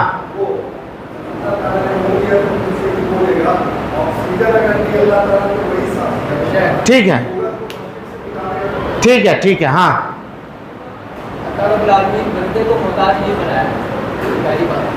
دیکھیے دیکھیے دیکھیے پھر لیٹ ہو جائے گا. اصل میں یہ ہے کیا؟ ارادہ. کیا ہے؟ ارادہ. یہی نا جی. اللہ تعالیٰ کے ارادہ کی دو قسم. کتنی قسم؟ دو قسم. ایک ارادہ کونی، ایک ارادہ کونی، ایک ارادہ شرعی. ٹھیک ہے, بس یہ کر دیجئے, پورا معاملہ کلیئر. ارادہ کونی کا مطلب یہ ہے کہ اللہ تعالیٰ نے کچھ چیزیں ایسے فیصلہ کی ہیں جس میں ہمیں کوئی اختیار نہیں ہے. آج کوئی بیمار پڑے گا, لاکھ کوشش کر لے, بیماری کو بچا سکتا ہے؟ اپنے آپ کو بچا سکتا ہے؟ نہیں بچا سکتا. آج کسی کے ساتھ لا قدر اللہ یہ حادثہ پیش آئے گا, لاکھ کوشش کر لے وہ اپنے آپ کو نہیں بچا سکتا. یہ ارادہ کیا ہے؟ کونی. اس میں بندے کو کوئی اختیار نہیں. دوسرا ارادہ ہے ارادہ شرعی. اس میں اللہ نے بندے کو اختیار دیا ہے. اللہ تعالیٰ پسند کرتا ہے کہ ہم نماز پڑھیں, لیکن اذان ہونے کے بعد بھی ہم اپنے گھر میں بیٹھے رہتے ہیں تو کہیں ایسا نہیں ہوتا کہ آسمان سے سوئی آ کر کے ہم کو چبھو دے کوئی کہ کیوں نہیں گئے نماز پڑھنے کے لیے. ہوتا ہے ایسا؟ یا کوئی اٹھا کر کے لے جا کر کے پھینک دے مسجد میں زبردستی, گردن پکڑ کے دھکا دے کے مسجد میں داخل کر دے, ایسا ہوتا ہے؟ نہیں ہوتا. اس میں ہم کو کیا ہے؟ اختیار ہے. ہم نماز پڑھتے ہیں اپنے اختیار سے, چھوڑتے ہیں اپنے اختیار سے. اسی وجہ سے اللہ تعالیٰ اس پر ہم کو سزا دے گا. اس پر سزا نہیں دے گا. کوئی آدمی چل رہا ہے, گر کے اس کا پاؤں موچ کھا گیا, اب اللہ تعالیٰ یہ نہیں کہے گا تم کیوں چلا, تم پاؤں کو کیوں موچ پہنچایا, کیوں گرا, یہ نہیں پوچھے گا. سمجھ میں آ رہی بات؟ اس پہ ثواب و عقاب مرتب نہیں ہے. تاہم جان بوجھ کر کے اگر کوئی آدمی 5ویں منزل پہ چلا جائے, وہاں سے کود جائے, تب تو جان رہے تھے نا کہ کودیں گے تو مر جائیں گے. اور اسی سے شیخ ابن باز وغیرہ کہتے ہیں کہ گاڑیاں جو چلاتے ہیں نوجوان, اس میں گاڑی کے میٹر پہ یہ لکھا ہوا ہے کہ اتنی اسپیڈ پہ آپ رہو گے تو یہ گاڑی آپ کے کنٹرول میں ہے, سیف زون میں ہو. کچھ اگر گرے یا کوئی معاملہ ہوا تو ہلکا پھلکا ڈیمیج ہو کے رہ جاؤ گے. اس کے بعد ریڈ زون میں چلے گئے, جان کا خطرہ ہے. کوئی نوجوان اتنا اسپیڈ جان بوجھ کے گاڑی چلا رہا ہے, ٹھوک دیا, مر گیا, کا خودکشی کی موت ہوئی. کاہے چلایا اتنا اسپیڈ, کیوں چلایا؟ جب معلوم تھا کہ یہ معاملہ ہوگا. تو سمجھ میں آ رہی بات؟ اس کا سبب ہم خود بنے, خود اس کا سبب بنے وہاں جانے کا. تو اب ندی میں ہے پانی, خوب افان پہ ہے ندی, ہاں, اور کوئی جائے وہاں کہ ہم جا رہے ہیں بیچ میں پتھر میں, ایک میں کھڑے ہو کر کے مچھلی پکڑیں گے. اب پانی اس کو بہا کر کے لے گیا تو اس کا کون ذمہ دار ہے؟ کہے گا کہ ہماری تقدیر میں تھی, ہم بہ گئے کیوں وہاں؟ اور اس کے باوجود بھی اگر تمہاری موت لکھی ہوتی تو تم اسی میں مرتے. لیکن بچاؤ تو اپنا کرنا ہی کرنا ہے. اس بات کو سمجھنا پڑے گا. تو یہ ارادے کی جب 2 قسم کیجئے گا تو یہ مسئلہ آپ کے سامنے حل ہو جائے گا. وما خلقت الجن والانس الا لیعبدون. اس آیت کا تعلق اللہ کے کس ارادے سے ہے؟ اس سے کہ اس سے؟ ارادہ شرعیہ سے, جس میں بندے کو اختیار بھی حاصل ہے, جس میں بندے کو اختیار بھی حاصل ہے. چلیے اس کے بعد اللہ تعالیٰ نے جن چیزوں کا حکم دیا ہے ان میں سب سے بڑی اور اہم چیز, دیکھیے دنیا میں اللہ سبحانہ و تعالیٰ نے جن چیزوں کا حکم دیا ہے جو عبادت ہے, ان عبادتوں میں سب سے بڑی عبادت کون سی ہے؟ توحید. توحید سے بڑی کوئی عبادت نہیں, توحید. اور اب آئیے توحید کہتے کس کو ہے؟ بتائیے جلدی جلدی. صرف ایک اللہ کی عبادت کرنا. توحید کا لغوی معنی ہے کہ وحد یوحد توحیدا جعل الشیء واحدا, کسی چیز کو ایک سمجھنا. اس کو کیا کہتے ہیں؟ توحید. اس کو کیا کہتے ہیں؟ توحید. اور اصطلاح میں توحید کس کو کہتے ہیں؟ اللہ تعالیٰ کو اس کی ربوبیت میں, اس کی الوہیت میں, اس کے اسماء اور صفات میں ایک جاننا, اکیلا جاننا. یہ کیا ہے؟ بولے توحید ہے. اور اسی سے یہ سمجھ میں آ گیا کہ توحید کی کتنی قسم ہے؟ 3 قسم ہے, ربوبیت, الوہیت اور اسماء اور صفات. چلیے اس کے بعد اسی طرح اللہ نے جن چیزوں سے منع کیا ہے ان میں سب سے بڑی اور اہم چیز شرک ہے. ہاں, اس کے معنی ہے کہ اللہ کے ساتھ کسی اور کو پکارنا. جی, اللہ تعالیٰ نے دنیا میں جن چیزوں سے ہم کو روکا اور منع کیا ہے, غور سے دیکھیے, جن چیزوں سے ہم کو اور آپ کو روکا اور منع کیا ہے, ان چیزوں میں سب سے بری چیز کیا ہے؟ شرک ہے. شرک کتنا برا ہے جی, اس کا اندازہ آپ لگا سکتے ہیں. ہم آپ کو ایک مثال دے رہے ہیں. اللہ نے ایک شخص کو 60 سال 70 سال کی زندگی دی ہے. کتنے سال کی؟ 60 سال 70 سال مان کے چلیے یہ زندگی دی ہے. 15 سال سے اس نے عبادت اللہ کا کرنا شروع کر دیا. ایک ٹائم کی نماز بھی اس نے ترک نہیں کی, ایک مہینے کا روزہ بھی, ایک سال کا بھی اس نے ترک نہیں کیا, حج بھی کی, زکات بھی دی, سارے نیکی کیے, کبھی جھوٹ نہیں بولا, کچھ نہیں, سب نے کیے. کتنا سال کیا یہ کام بولیے؟ 70 سال زندگی بھی 15 سال سے کیا تو 55 ایئر ہے نا. کتنی نیکی اس کی جمع ہوئی ہوگی نا. لیکن مرنے سے پہلے اگر ایک مرتبہ بھی یا علی المدد یا غوث المدد یا خواجہ المدد کر کے مرا, اس کی 65 سال کی عبادت ہوا, ختم, کوئی فائدہ وہ نہیں اٹھا سکتا. اب سنگینی سمجھ میں آئی شرک کی سنگینی سمجھ میں آئی. وہ عبادتیں جس کو اکٹھا کرنے میں ہم نے 65 سال لگائے تھے, ایک سیکنڈ کا 65واں حصہ بھی نہیں لگا, وہ ساری کی ساری عبادت کیا ہو گئی؟ ملیا میں. اللہ تعالیٰ کہتا وَلَوْ أَشْرَكُوا لَحَبِطَ عَنْهُمْ مَا كَانُوا يَعْمَلُونَ. اگر یہ شرک کریں گے تو جو کچھ ان لوگوں نے عمل کیا ہے ہم ان کے پورے عمل کو کیا کریں گے؟ برباد کر دیں گے, ضائع کر دیں گے. مشرک کا کوئی عمل اللہ سبحانہ و تعالی قابل قبول نہیں کرتا ہے. اب آئی بات شرک کی سنگینی. اسی لیے کہا اگر سب سے بڑی عبادت توحید ہے تو سب سے بڑا گناہ کیا ہے؟ شرک ہے. اس سے بڑا گناہ کوئی ہو نہیں سکتا. ان اللہ لا یغفر ان یشرک بہ. اللہ تعالیٰ کہتا ہے اللہ تعالیٰ کبھی اس کو معاف نہیں کرے گا جو اللہ کے ساتھ کسی کو شریک ٹھہراتا ہے. سمجھ رہے؟ اس کو کبھی بھی اللہ تعالیٰ معاف نہیں کرے گا. اور اس کے علاوہ اگر کوئی گناہ ہے تو اللہ چاہے تو اس کو کیا کرے گا؟ معاف کر سکتا ہے. اللہ کی مرضی کے اوپر ہے. لیکن شرک کرنے والے کی کبھی بھی معافی نہیں ہوگی. ہاں دنیا میں اگر توبہ کر لے تو اللہ معاف کر دے گا, لیکن اگر مر گیا اسی پر اب کبھی معافی نہیں ہوگی. ختم, اس کا معاملہ ختم. اور جنت کو اللہ نے اس پر کیا کیا ہے؟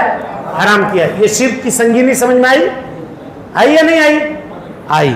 چلیے, شرک کی کتنی قسمیں ہیں؟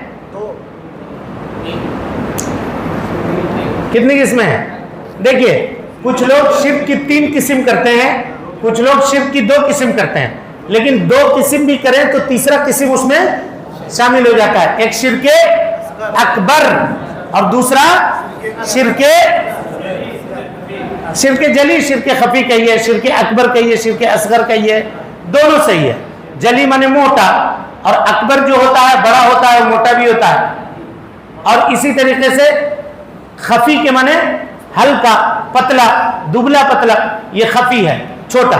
لیکن ہمارا معاملہ کیا ہے, ہم یہ فرق بتلا دیے تو اب یہ مت سمجھیے گا کہ یہ ہلکا ہے اور یہ بھاری ہے. اس لیے کچھ لوگ کہتے ہیں جب سنتے ہیں یہ کیا ہے, شرک اصغر. شرک اصغر ہے, جانے دو, شرک اکبر نہیں ہے نا. بعض علماء یہ کہتے ہیں کہ شرک لگا ہوا ہے نا اس میں شرک, اور اللہ نے جہاں کہا ان اللہ لا یغفر ان یشرک بہ, وہاں فرق کیا اکبر اصغر کا نہیں کیا. تو چاہے شرک اکبر ہو چاہے شرک اصغر ہو, دونوں صورتوں میں آدمی کو کیا کرنا چاہیے؟ بچنا چاہیے اور اللہ کا خوف کھانا چاہیے کہ وہ نہ کرے. شرک اصغر کو سمجھتے ہیں کہ ناک کی مکھی ہے, ایسا کر کے اڑا دیا. نہیں, اکبر ہو یا اصغر ہو. کیوں؟ جب آدمی شرک اصغر کرتا ہے یہ کرتے کرتے اکبر کرتا ہے. سمجھ میں آ رہی بات؟ اور شرک اصغر کی تعریف ہی یہی کرتے ہیں علماء, وہ شرک جو انسان کو شرک اکبر تک لے جا کر کے پہنچا دے, یہی ہے. اور شرک اکبر کیا ہے؟ جیسے غیر اللہ کو پکارنا, مدد کے لیے, استعانت کے لیے, دعا مانگنا, اس کے سامنے جھکنا, سجدہ کرنا, یہ ساری چیزیں کیا ہیں؟ شرک اکبر ہیں. شرک اکبر ہے, اس کی تفصیل آپ کے سامنے انشاءاللہ آئے گی.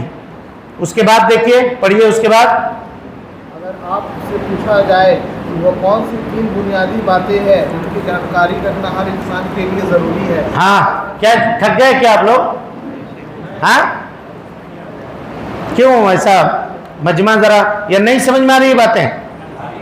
آ رہی ہے نا جی. کہتے ہیں کہ وہ کون سی چیزیں ہیں جس کا بولیے پوچھا گیا وہ کون سی 3 بنیادی باتیں ہیں جن کی جانکاری رکھنا ہر انسان کے لیے ضروری ہے. اب یہاں سے جو ہے نا شیخ رحمۃ اللہ علیہ اصول ثلاثہ شروع کر رہے ہیں یہاں سے. چلیے جن کا علم رکھنا تمہارے اوپر ضروری ہے پڑھیے. بندے کا اپنے رب اپنے دین اور اپنے نبی یعنی محمد صلی اللہ علیہ وسلم کو جاننا پہچاننا. پھر اگر آپ سے پوچھا جائے کہ آپ کا رب کون ہے تو کہہ دیجئے کہ میرا رب اللہ ہے. دیکھیے اگر آپ سے پوچھا جائے کہ آپ کا رب کون ہے تو کہہ دیجئے کہ میرا رب اللہ ہے. میرا رب اللہ ہے. کون ہے؟ اللہ ہے. چلیے اس نے اپنے فضل و کرم سے میری اور تمام جہانوں کی پرورش جس نے اپنے فضل اور کرم سے میری اور تمام جہان کی پرورش کی یعنی اس نے اس کو پیدا کیا. ٹھیک ہے. اور کہا کہ وہی میرا معبود ہے اور اس کے علاوہ کوئی معبود میرا کوئی معبود نہیں ہے اس کے علاوہ. اس کی دلیل کیا ہے؟ الحمدللہ رب العالمین. اور کہا وَكُلُّ مَا سِوَى اللَّهِ عالم وَأَنَا وَاحِدٌ مِّن ذَلِكَ الْعَالَمِ. اب اس کو سمجھیے.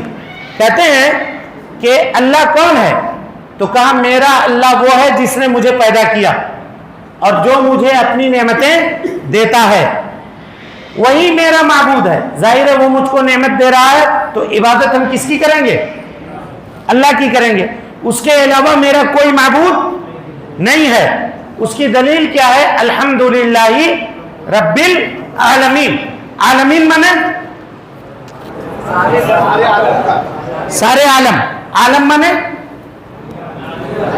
ہاں عالم مانے یونیورس. اس کی کتنی قسم ہے جی؟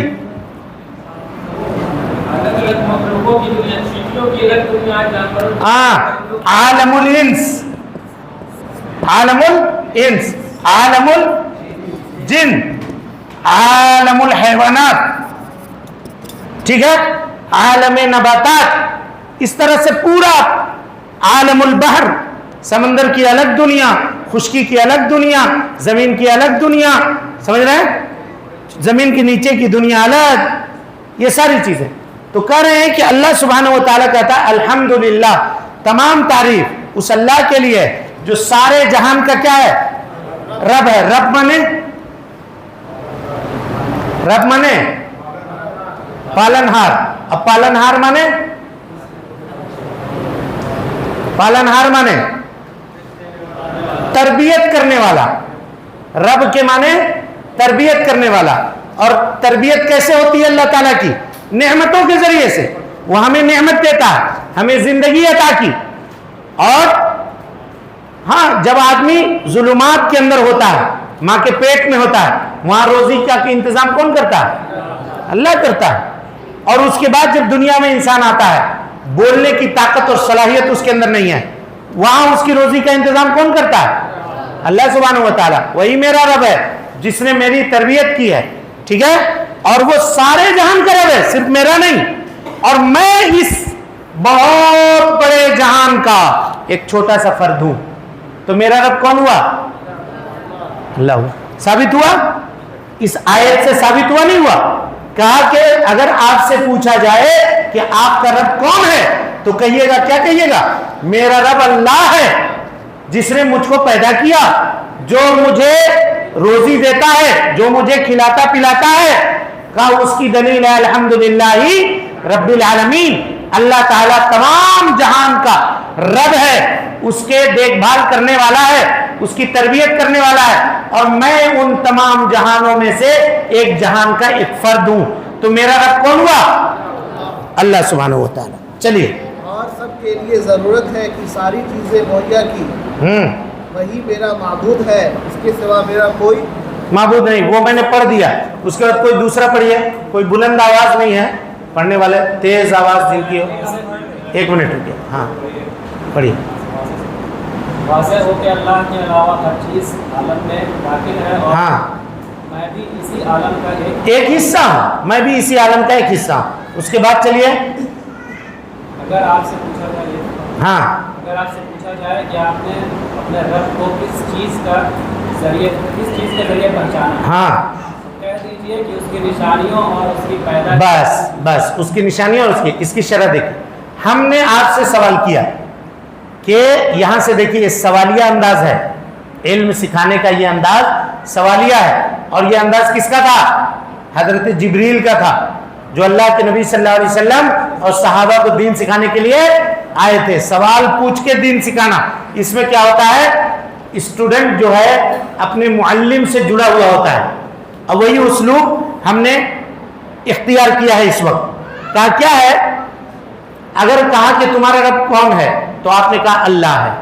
اب سوال یہ ہے کہ تم نے کیسے پہچانا کہ تمہارا رب اللہ ہے؟ تو کیا جواب دیجیے؟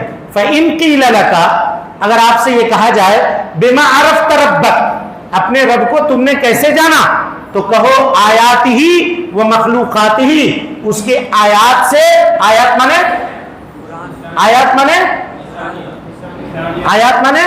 نشانی، آیت مانے نشانی، اور وہ مخلوقات ہی، اس کے مخلوقات سے. اب غور کیجئے، آیات کی دو قسم. آیات کی کتنی قسم؟ دو قسم. کون کون؟ جلدی بولیے، اس سے پہلے بتائے ہوئے ہیں. آیات کی دو قسم. آیات شرعی، اس کے نیچے کون کون آئے گا؟ کتاب سنت، یہ کیا ہے؟ آیات شرعی. اور دوسری چیز ہے، بولیے، ہاں، آیات کونی. اس میں کون مانے کائنات، اس سے کائنات میں کون کون چیزیں ہیں؟ سورج، چاند، ستارے، سیارے، درخت، پہاڑ. ان چیزوں کے اوپر ان فی خلق السماوات والارض واختلاف اللیل والنہار لآیات لأولی الالباب. ابھی ہم آپ کو کہیں کہ جانتے ہیں اس وقت جو ہم لوگ یہاں پہ بیٹھے ہوئے ہیں، یہ بورڈ پہ جو لکھا ہوا ہے یہ خود بخود لکھا گیا. یہ روشنائی کہیں خود بخود تیار ہو گئی، ایک ادھر سے ڈھکن اڑ کے آ گیا، یہ قلم بن گیا، ایک ادھر سے آ کر کے یہ بن گیا، اور یہ بھی خود بخود ہو گیا. آپ مانیے گا میری بات؟ پھر کیسے وہ بات ہم مانیں گے کہ ایک چیز تھی، بڑا دھماکہ ہوا، ٹکڑے ٹکڑے میں ہو کر کے ایک دنیا بن گیا، پھر وہ کیڑا بنا، کیڑا بن کر کے اس سے ترقی کر کے بندر بنا، پھر اس سے ترقی کر کے انسان بن گیا. کہتے ہیں نہیں کہتے ہیں؟ تو اب ترقی کر کے اور آگے کیا بنے گا یہ بھی تو بتائیے. یہ کیوں نہیں بتاتے ہیں؟ اب کیا بنے گا؟ یہ جو اس سے پتہ ہے ڈارون کا جو نظریہ ہے، یہ نظریہ کیا ہے جی؟ غلط ہے. یا ایھا الناس انا خلقناکم من نفس واحدہ، ایک جان سے ہم نے پیدا کیا ہے تم کو، اور جان سے مراد حضرت آدم علیہ السلام. کوئی کہے کہ بندر سے پیدا ہوئے، کہیے کہ تم اپنا مانو، ہمارے نہیں تھے بندر، ہمارے انسان تھے، حضرت آدم علیہ السلام، اسی سے ہم پیدا ہوئے ہیں. سمجھ میں آ رہی بات جی؟ تو کہا اللہ کی آیات سے، آیات شرعی کتاب و سنت کی دلیل، آیات قومی یہ آسمان و زمین کے اندر جو چیزیں پھیلی ہوئی ہیں، سورج کا اس کے وقت کے اوپر نکلنا، اس کے وقت کے اوپر ڈوب جانا، کیا اس کا کوئی چلانے والا نہیں ہے؟ بولیے بھائی، ہے یا نہیں جی؟ چاند کا کوئی چلانے والا نہیں ہے؟ اللہ تعالیٰ فرماتا ہے سنریہم آیاتنا فی الآفاق، ہم تم کو آفاق میں اپنی نشانیاں دکھائیں گے. غور تو کرو، یہ درخت، یہ شجر، یہ حجر، یہ سورج، یہ چاند، یہ ستارے، یہ سیارے، یہ پہاڑ، یہ دریا، کیا ہے یہ اللہ کے نشانیاں نہیں ہیں؟ کس طرح سے اللہ نے ان کو جاری کیا ہوا ہے. کہا وفی انفسہم، خود تمہارے اندر کڈنی. اللہ تعالیٰ کی کتنی بڑی نعمت ہے. جس کو ڈائلیسس ہے اس سے جا کر پوچھیے. اللہ تعالیٰ جو لوگ مبتلا ہیں انہیں شفایابی عطا فرمائے، اور ہم سب کو ایسے بیماریوں سے محفوظ رکھے. سمجھے؟ اس سے جا کر کے پوچھئے کہ اس کی کیا حالت ہے. یہ ساری چیزیں اللہ سبحانہ و تعالیٰ کے وجود کے اوپر دلالت کرتی ہیں. اللہ تعالیٰ کہتا ہے وَإِلَٰهُكُمْ إِلَٰهٌ وَاحِدٌ، یہ سب دلیل ہے. تمہارا رب اللہ ہے اور وہ ایک ہے، لا الہ الا هو الرحمن الرحیم، اس کے سوا کوئی معبود برحق نہیں. وہ رحمان بھی ہے، رحیم بھی ہے.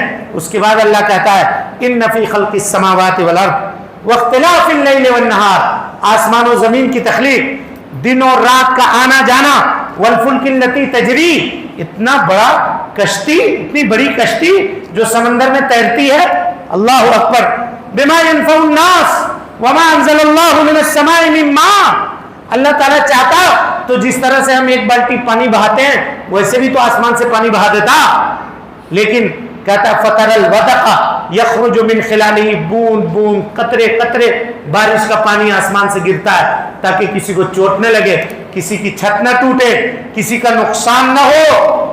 سمجھ میں آ رہی بات؟ اگر اچانک پانی ایسے ہڑاک سے گرا دیا جائے تو یہ ہمارے گھر یہ سب باقی رہیں گے؟ کچھ بھی نہیں، تباہی مچ جائے گی. یہ کیا اللہ کی نشانی نہیں ہے؟ ہاں، یہ سب اللہ سبحانہ و تعالیٰ کی نشانیاں ہیں. تو ہم نے اپنے رب کو کیسے پہنچانا؟ بولیے، اس کے آیات سے، اس کے نشانیوں سے. اس کے بعد کہتے ہیں رحمت اللہ علیہ ومن آیاتہ، اللہ تعالیٰ کی نشانیوں میں اللیل والنہار والشمس والقمر، دن و رات، سورج اور چاند. دن کو نکلنے والا کون چیز ہے؟ سورج، اور رات کو چاند. یہ سب کے سب کہا ومن مخلوقاتہ، اس کے مخلوق میں السماوات السبع، ساتوں آسمان. ہم لوگ یہ 500 اسکوائر فٹ کا مثال کے طور پہ ایک مکان بناتے ہیں، کتنا پیلر لگاتے ہیں جی اس مکان کو بنانے میں. اللہ نے اتنی بڑی آسمان بنائی ہے، کہیں پہ کوئی پیلر نظر آ رہا آپ کو؟ کوئی دیوار نظر آ رہی ہے؟ کیسی قدرت ہے، سبحان اللہ. غور تو کیجئے کبھی، دیکھیے اس چھت کو جو اللہ نے بنایا ہے. کہا السماوات السبع والارضون السبع ومن فیہن، اور اس کے اندر رہنے والی مخلوقات اور آسمان و زمین کے درمیان رہنے والی مخلوقات، یہ سب کے سب اللہ سبحانہ و تعالیٰ کے اوپر کیا ہیں؟ اس کی وحدانیت کے اوپر اور اس کے رب ہونے کے اوپر دلالت کرتے ہیں. اس کے بعد شیخ کہتے ہیں والدلیل قولہ تعالی، ہم نے جو کچھ کہا یہی دیکھیے اہل اسلام کی پہچان ہے، علماء اہل سنت کی، علماء اہل الحدیث کی یہی پہچان ہے. کوئی بھی بات اب تک جو آپ دیکھے ہیں، پڑھیں اس کتاب میں، کہیں پر ایسا ہے کہ فلاں بزرگ نے کہا، فلاں افسانے میں یہ لکھا ہوا ہے، فلاں پیر نے یہ کہا، کہیں اب تک دیکھا آپ نے؟ کیا کہہ رہے ہیں؟ ہر جگہ کوئی بات کر رہے ہیں والدلیل قولہ تعالی، والدلیل قولہ تعالی. دلیل اللہ کی کتاب اور نبی صلی اللہ علیہ وسلم کی سنت ہے. بس یہی علماء کے، علماء سلف کے کتابوں کے پڑھنے کا فائدہ ہے. کہہ رہے ہیں ومن آیاتہ، یہ اللہ کی نشانیاں ہیں، اللیل والنہار، دن و رات، والشمس والقمر، سورج چاند. اللہ تعالیٰ کہتا ہے لا تسجدوا للشمس، سورج کے لیے سجدہ مت کرو، ولا للقمر، چاند کے لیے سجدہ مت کرو، واسجدوا للہ الذی خلقہن، سورج کے بنانے والے کو سجدہ کرو، چاند کو بنانے والے کے سجدہ کرو. ان کنتم ایاہ تعبدون، اگر تم اللہ کی عبادت کرنا چاہتے ہو تو. اس کے بعد کہا ان ربکم اللہ الذی خلق السماوات والارض، تمہارا رب وہ ہے جس نے آسمان و زمین کو پیدا کیا، فی ستۃ ایام، کتنے دنوں میں؟ 6 دنوں میں. ثم استوى علی العرش، پھر عرش کے اوپر اللہ تعالیٰ کیا ہو گیا؟ مستوی ہو گیا. یغشی اللیل النہار، تم دیکھتے ہو کہ دن کے اوپر رات چھا جاتی ہے، یطلبہ حثیثا، اس کو جلدی پکڑ لیتی ہے. والشمس والقمر، سورج چاند، والنجوم، ستارے، مسخرات بامرہ، اللہ کے حکم کے تابع ہیں، 1 انچ ادھر سے ادھر نہیں ہو سکتے. الا لہ الخلق، یاد رکھو اسی نے پیدا کیا ہے، اور جب اس نے پیدا کیا ہے تو آرڈر کس کا چلے گا؟ اسی کا چلے گا. اسی لیے کہا والامر، اگر دنیا اس کی ہے. اب ایک مثال میں دے رہا ہوں، میرا گھر ہے، ٹھیک ہے، آپ کو ہم نے رہنے کے لیے دیا، تو وہاں ہم قانون لگائیں گے کہ ہاں ہم اپنے 2x2 یا 10x12 کا روم کسی کو دیتے ہیں تو کہتے ہیں خبردار تم کرایہ دار ہو، میں مالک ہوں، یہ رول ہے، اتنے بجے آنا، اتنے بجے جانا، اتنے بجے سونا، اتنے بجے اٹھنا، یہ کھانا، یہ پکانا، سب بتاتے ہیں اس کو. اور اللہ نے اتنی بڑی کائنات بنا دی, کوئی نظام نہ اتارے, ہم کو چھوڑ دے ایسے ہی کہ جو چاہو جو مرضی آئے کرو. بولیے بھائی, بولیے, ممکن ہے یہ؟ ہرگز ممکن نہیں ہے. کہا الا لہ الخلق, اسی نے پیدا کیا ہے, اور جب اس نے پیدا کیا ہے لہ الامر, اسی کا آرڈر چلے گا, اسی کے آرڈر کو فالو کرنا پڑے گا. تبارک اللہ رب العالمین, بابرکت ہے اللہ سبحانہ و تعالی جو کیا ہے, رب العالمین ہے, سارے جہان کا رب ہے. چلیے اس کے بعد پڑھیے کوئی.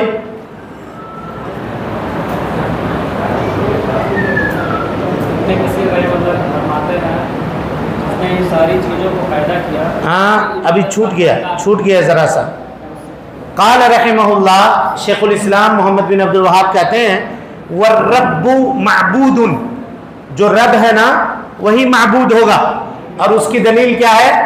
اس سے پہلے کے سیشن میں ہم بتلا چکے. اللہ تعالیٰ کہتا ہے ہم نے تم کو پیدا کیا, تمہارے باپ دادا کو پیدا کیا, ٹھیک ہے, تمہارے لیے زمین سے پھل فروٹ اناج ہم نے پیدا کیے, تم اللہ کی عبادت کرو. جب ربوبیت کو تسلیم کرتے ہو تو الوہیت کو بھی تسلیم کرو. وہی دلیل ہے, وہی اس کی دلیل ہے. چلیے آگے ابن کثیر کی عبارت پڑھیے. ابن کثیر رحمہ اللہ فرماتے ہیں, ہاں سب ایک ساتھ پڑھیے گا تو کیسے ہوگا؟ ایک منٹ پڑھیے. ابن کثیر رحمہ اللہ فرماتے ہیں, ہاں, جس نے ان ساری چیزوں کو پیدا کیا وہی عبادت کا حقدار ہے. ابن کثیر رحمۃ اللہ علیہ کہتے ہیں کہ جس نے ان چیزوں کو پیدا کیا, آسمان زمین سورج چاند ستارے سیارے, ہم کو جس نے پیدا کیا وہی میری عبادتوں کا کیا ہے؟ حقدار ہے, مستحق ہے. ہم اسی کی عبادت کریں گے. چلیے عبادت, ہاں کیا ہے, کیوں بات کر رہے ہیں بھائی؟ نہیں کیجیے, سنیے. ہاں عبادت جس کا اللہ نے حکم دیا. تھک گئے کیا آپ لوگ؟ تھک گئے جی؟ ہاں بولیے. عبادت جس کا اللہ نے حکم دیا ہے, اس کی اقسام. ہاں وہ عبادتیں, اب یہاں سے غور سے دیکھیے, وہ عبادتیں جس کا اللہ نے حکم دیا ہے اس کی کچھ قسمیں ہیں. کون کون سی قسمیں دیکھیے. عبادت جس کا اللہ نے حکم دیا ہے اس کے اقسام, جیسے اسلام, ہاں, ایمان, احسان, اور ایسے ہی دعا, خوف, رجا, توکل, رغبت. بس رک جائیے. اللہ تعالیٰ نے جن عبادتوں کا حکم دیا ہے, مثلا اسلام, ایمان اور احسان, یہ تین چیز ہے نا. کون کون ہے بولیے؟ اسلام, ایمان, احسان. دیکھیے اسلام, ایمان اور احسان, یہ تینوں کی تعریف کیجئے پہلے. ہاں نہیں کرو جی, کیوں کر رہے ہو؟ بولیے اسلام کی تعریف کیجئے. ہاں, اور کوئی؟ اور کوئی؟ اللہ اکبر, اللہ اکبر. کیسے ہوگا بولیے؟ جس دین کو ہم مانتے ہیں اس کا معنی, اس کا مطلب نہیں معلوم. اللہ کو سبمٹ کرنا, مطلب اللہ کے آگے اسلام کا مطلب اپنے کو اللہ کے یہ کرنا, اللہ کے حوالے کرنا. اور بولیے جی کوئی. یہی اس دورے کا فائدہ ہے. کم سے کم اتنا سیکھ جائیے تو انشاءاللہ کامیاب ہے دورہ. دیکھیے الاسلام, اس کا معنی ہے هو الاستسلام للہ بالتوحید, توحید کے ذریعے اللہ کے سامنے سرنڈر کرنا. صرف سرنڈر کرنا نہیں, اللہ کو کے حوالے کرنا صرف نہیں. اللہ کے حوالے تو سب ہے, کون نہیں ہے اللہ کے حوالے؟ کوئی کہہ سکتا ہے کہ ہم پاورفل ہیں یہاں؟ نہیں کہہ سکتا. ایک جھٹکے میں اس کی سانس رک جائے گی, ختم ہو جائے گا. وہ توحید کے ذریعے اپنے آپ کو اللہ کے حوالے کرنا. الاسلام هو الاستسلام للہ بالتوحید والانقیاد له بالطاعہ. اللہ کی اطاعت و فرما برداری کے لیے ہمیشہ اپنے آپ کو تیار رکھنا. نمبر 2 والبراءۃ من الشرک واہلہ، شرک سے اور اہل شرک سے دشمنی کا اعلان کرنا. یہ کیا ہے؟ اسلام. یہ اسلام ہے. سمجھ میں آئی بات؟ الاسلام هو الاستسلام. استسلام کہتے ہیں سرنڈر کرنے کو، حوالے کرنے کو، سونپنے کو. توحید کے ذریعے ہم اپنے آپ کو کیا کریں؟ اللہ کے حوالے کر دیں، اس کی باتوں کو مانیں. کوئی آدمی اللہ کو اللہ مانے لیکن اللہ کے حکم کو نہ مانے، کیا کہیے گا؟ مسلمان ہے؟ بولیے. اللہ کی باتوں کو مانے لیکن کہے کافر کا دین بھی اچھا ہے، یہ بھی ٹھیک ہے، یہ بھی ٹھیک ہے، یہ بھی صحیح کر رہا ہے، یہ بھی صحیح کر رہا ہے. جو وہاں جھک رہا ہے وہاں جھک رہا ہے. کہتے ہیں نا پوجا پدھتی کا سب طریقہ ہے، سب کو پہنچتا وہی ہے. پرماتما کو خوش کرنا مطلوب ہے، یہی کیجئے. یہ دین نہیں ہے، یہ دین نہیں ہے. والبراءۃ من الشرک واہلہ، شرک اور اہل شرک سے دشمنی کا جب تک اعلان نہیں ہوگا تب تک اسلام مکمل نہیں ہوگا. اللہ تعالیٰ فرماتا ہے، کیا فرماتا ہے؟ بولیے. لا اکراہ فی الدین، دین میں کوئی زبردستی نہیں ہے. قد تبین الرشد من الغی، اللہ نے ہدایت کو ضلالت سے واضح کر دیا. فمن یکفر بالطاغوت، جو طاغوت کا انکار کرے، ویؤمن باللہ، اور اللہ کے اوپر ایمان لائے، وہ مضبوط کڑے کو تھامنے والا ہے. مضبوط کڑا سے مراد کلمہ لا الہ الا اللہ. لا الہ الا اللہ کی تحقیق اس وقت تک نہیں ہوگی جب تک آپ بولیے کفر اور اہل کفر سے بیزاری کا اعلان نہ کریں. اسی لیے کلمے کا پہلا جزء کیا ہے جی؟ لا. لا کیا؟ لا ہاں نہیں ہے. اسی کو کہتے تخلیہ. پورے طور پہ ہر چیز کی عبادت کا ہم انکار کر رہے ہیں. لا الہ، کوئی معبود نہیں ہے، نہیں ہے کوئی معبود برحق سوائے کس کے؟ اللہ کے. سمجھ رہے ہیں؟ نفی کو پہلے لایا گیا، کہ پہلے ہی انکار کرو تب جا کر کے اس بات کرو. اور کوئی کہے کہ یہ بھی ٹھیک، یہ بھی ٹھیک، وہاں جا رہا وہ بھی ٹھیک، وہاں جا رہا وہ بھی ٹھیک. قسم اللہ کی، اللہ کا دین نہیں ہے. یہ لوگوں کا بنایا ہوا دین ہے، ہمارا آپ کا پیدا کیا ہوا دین ہے، اور یہ دین اللہ کو قابل قبول نہیں. سمجھ رہے ہیں؟ الاسلام هو الاستسلام للہ بالتوحید والانقیاد له بالطاعہ والبراءۃ من الشرک واہلہ. اب اس کے بعد ایمان کا کیا معنی ہے وہ اثر کی بات پڑھیں گے. اللہ سبحانہ و تعالیٰ سے دعا ہے کہ وہ ہم سب کو حسن عمل کی توفیق دے، ہم سب کی اصلاح فرمائے، نیکیوں کو شرف قبولیت سے نوازے اور سیئات سے درگزر فرمائے. جب تک زندہ رکھے، دین اسلام پہ زندہ رکھے، اور جب اٹھائے ایمان پہ اٹھائے. آمین. واخر دعوانا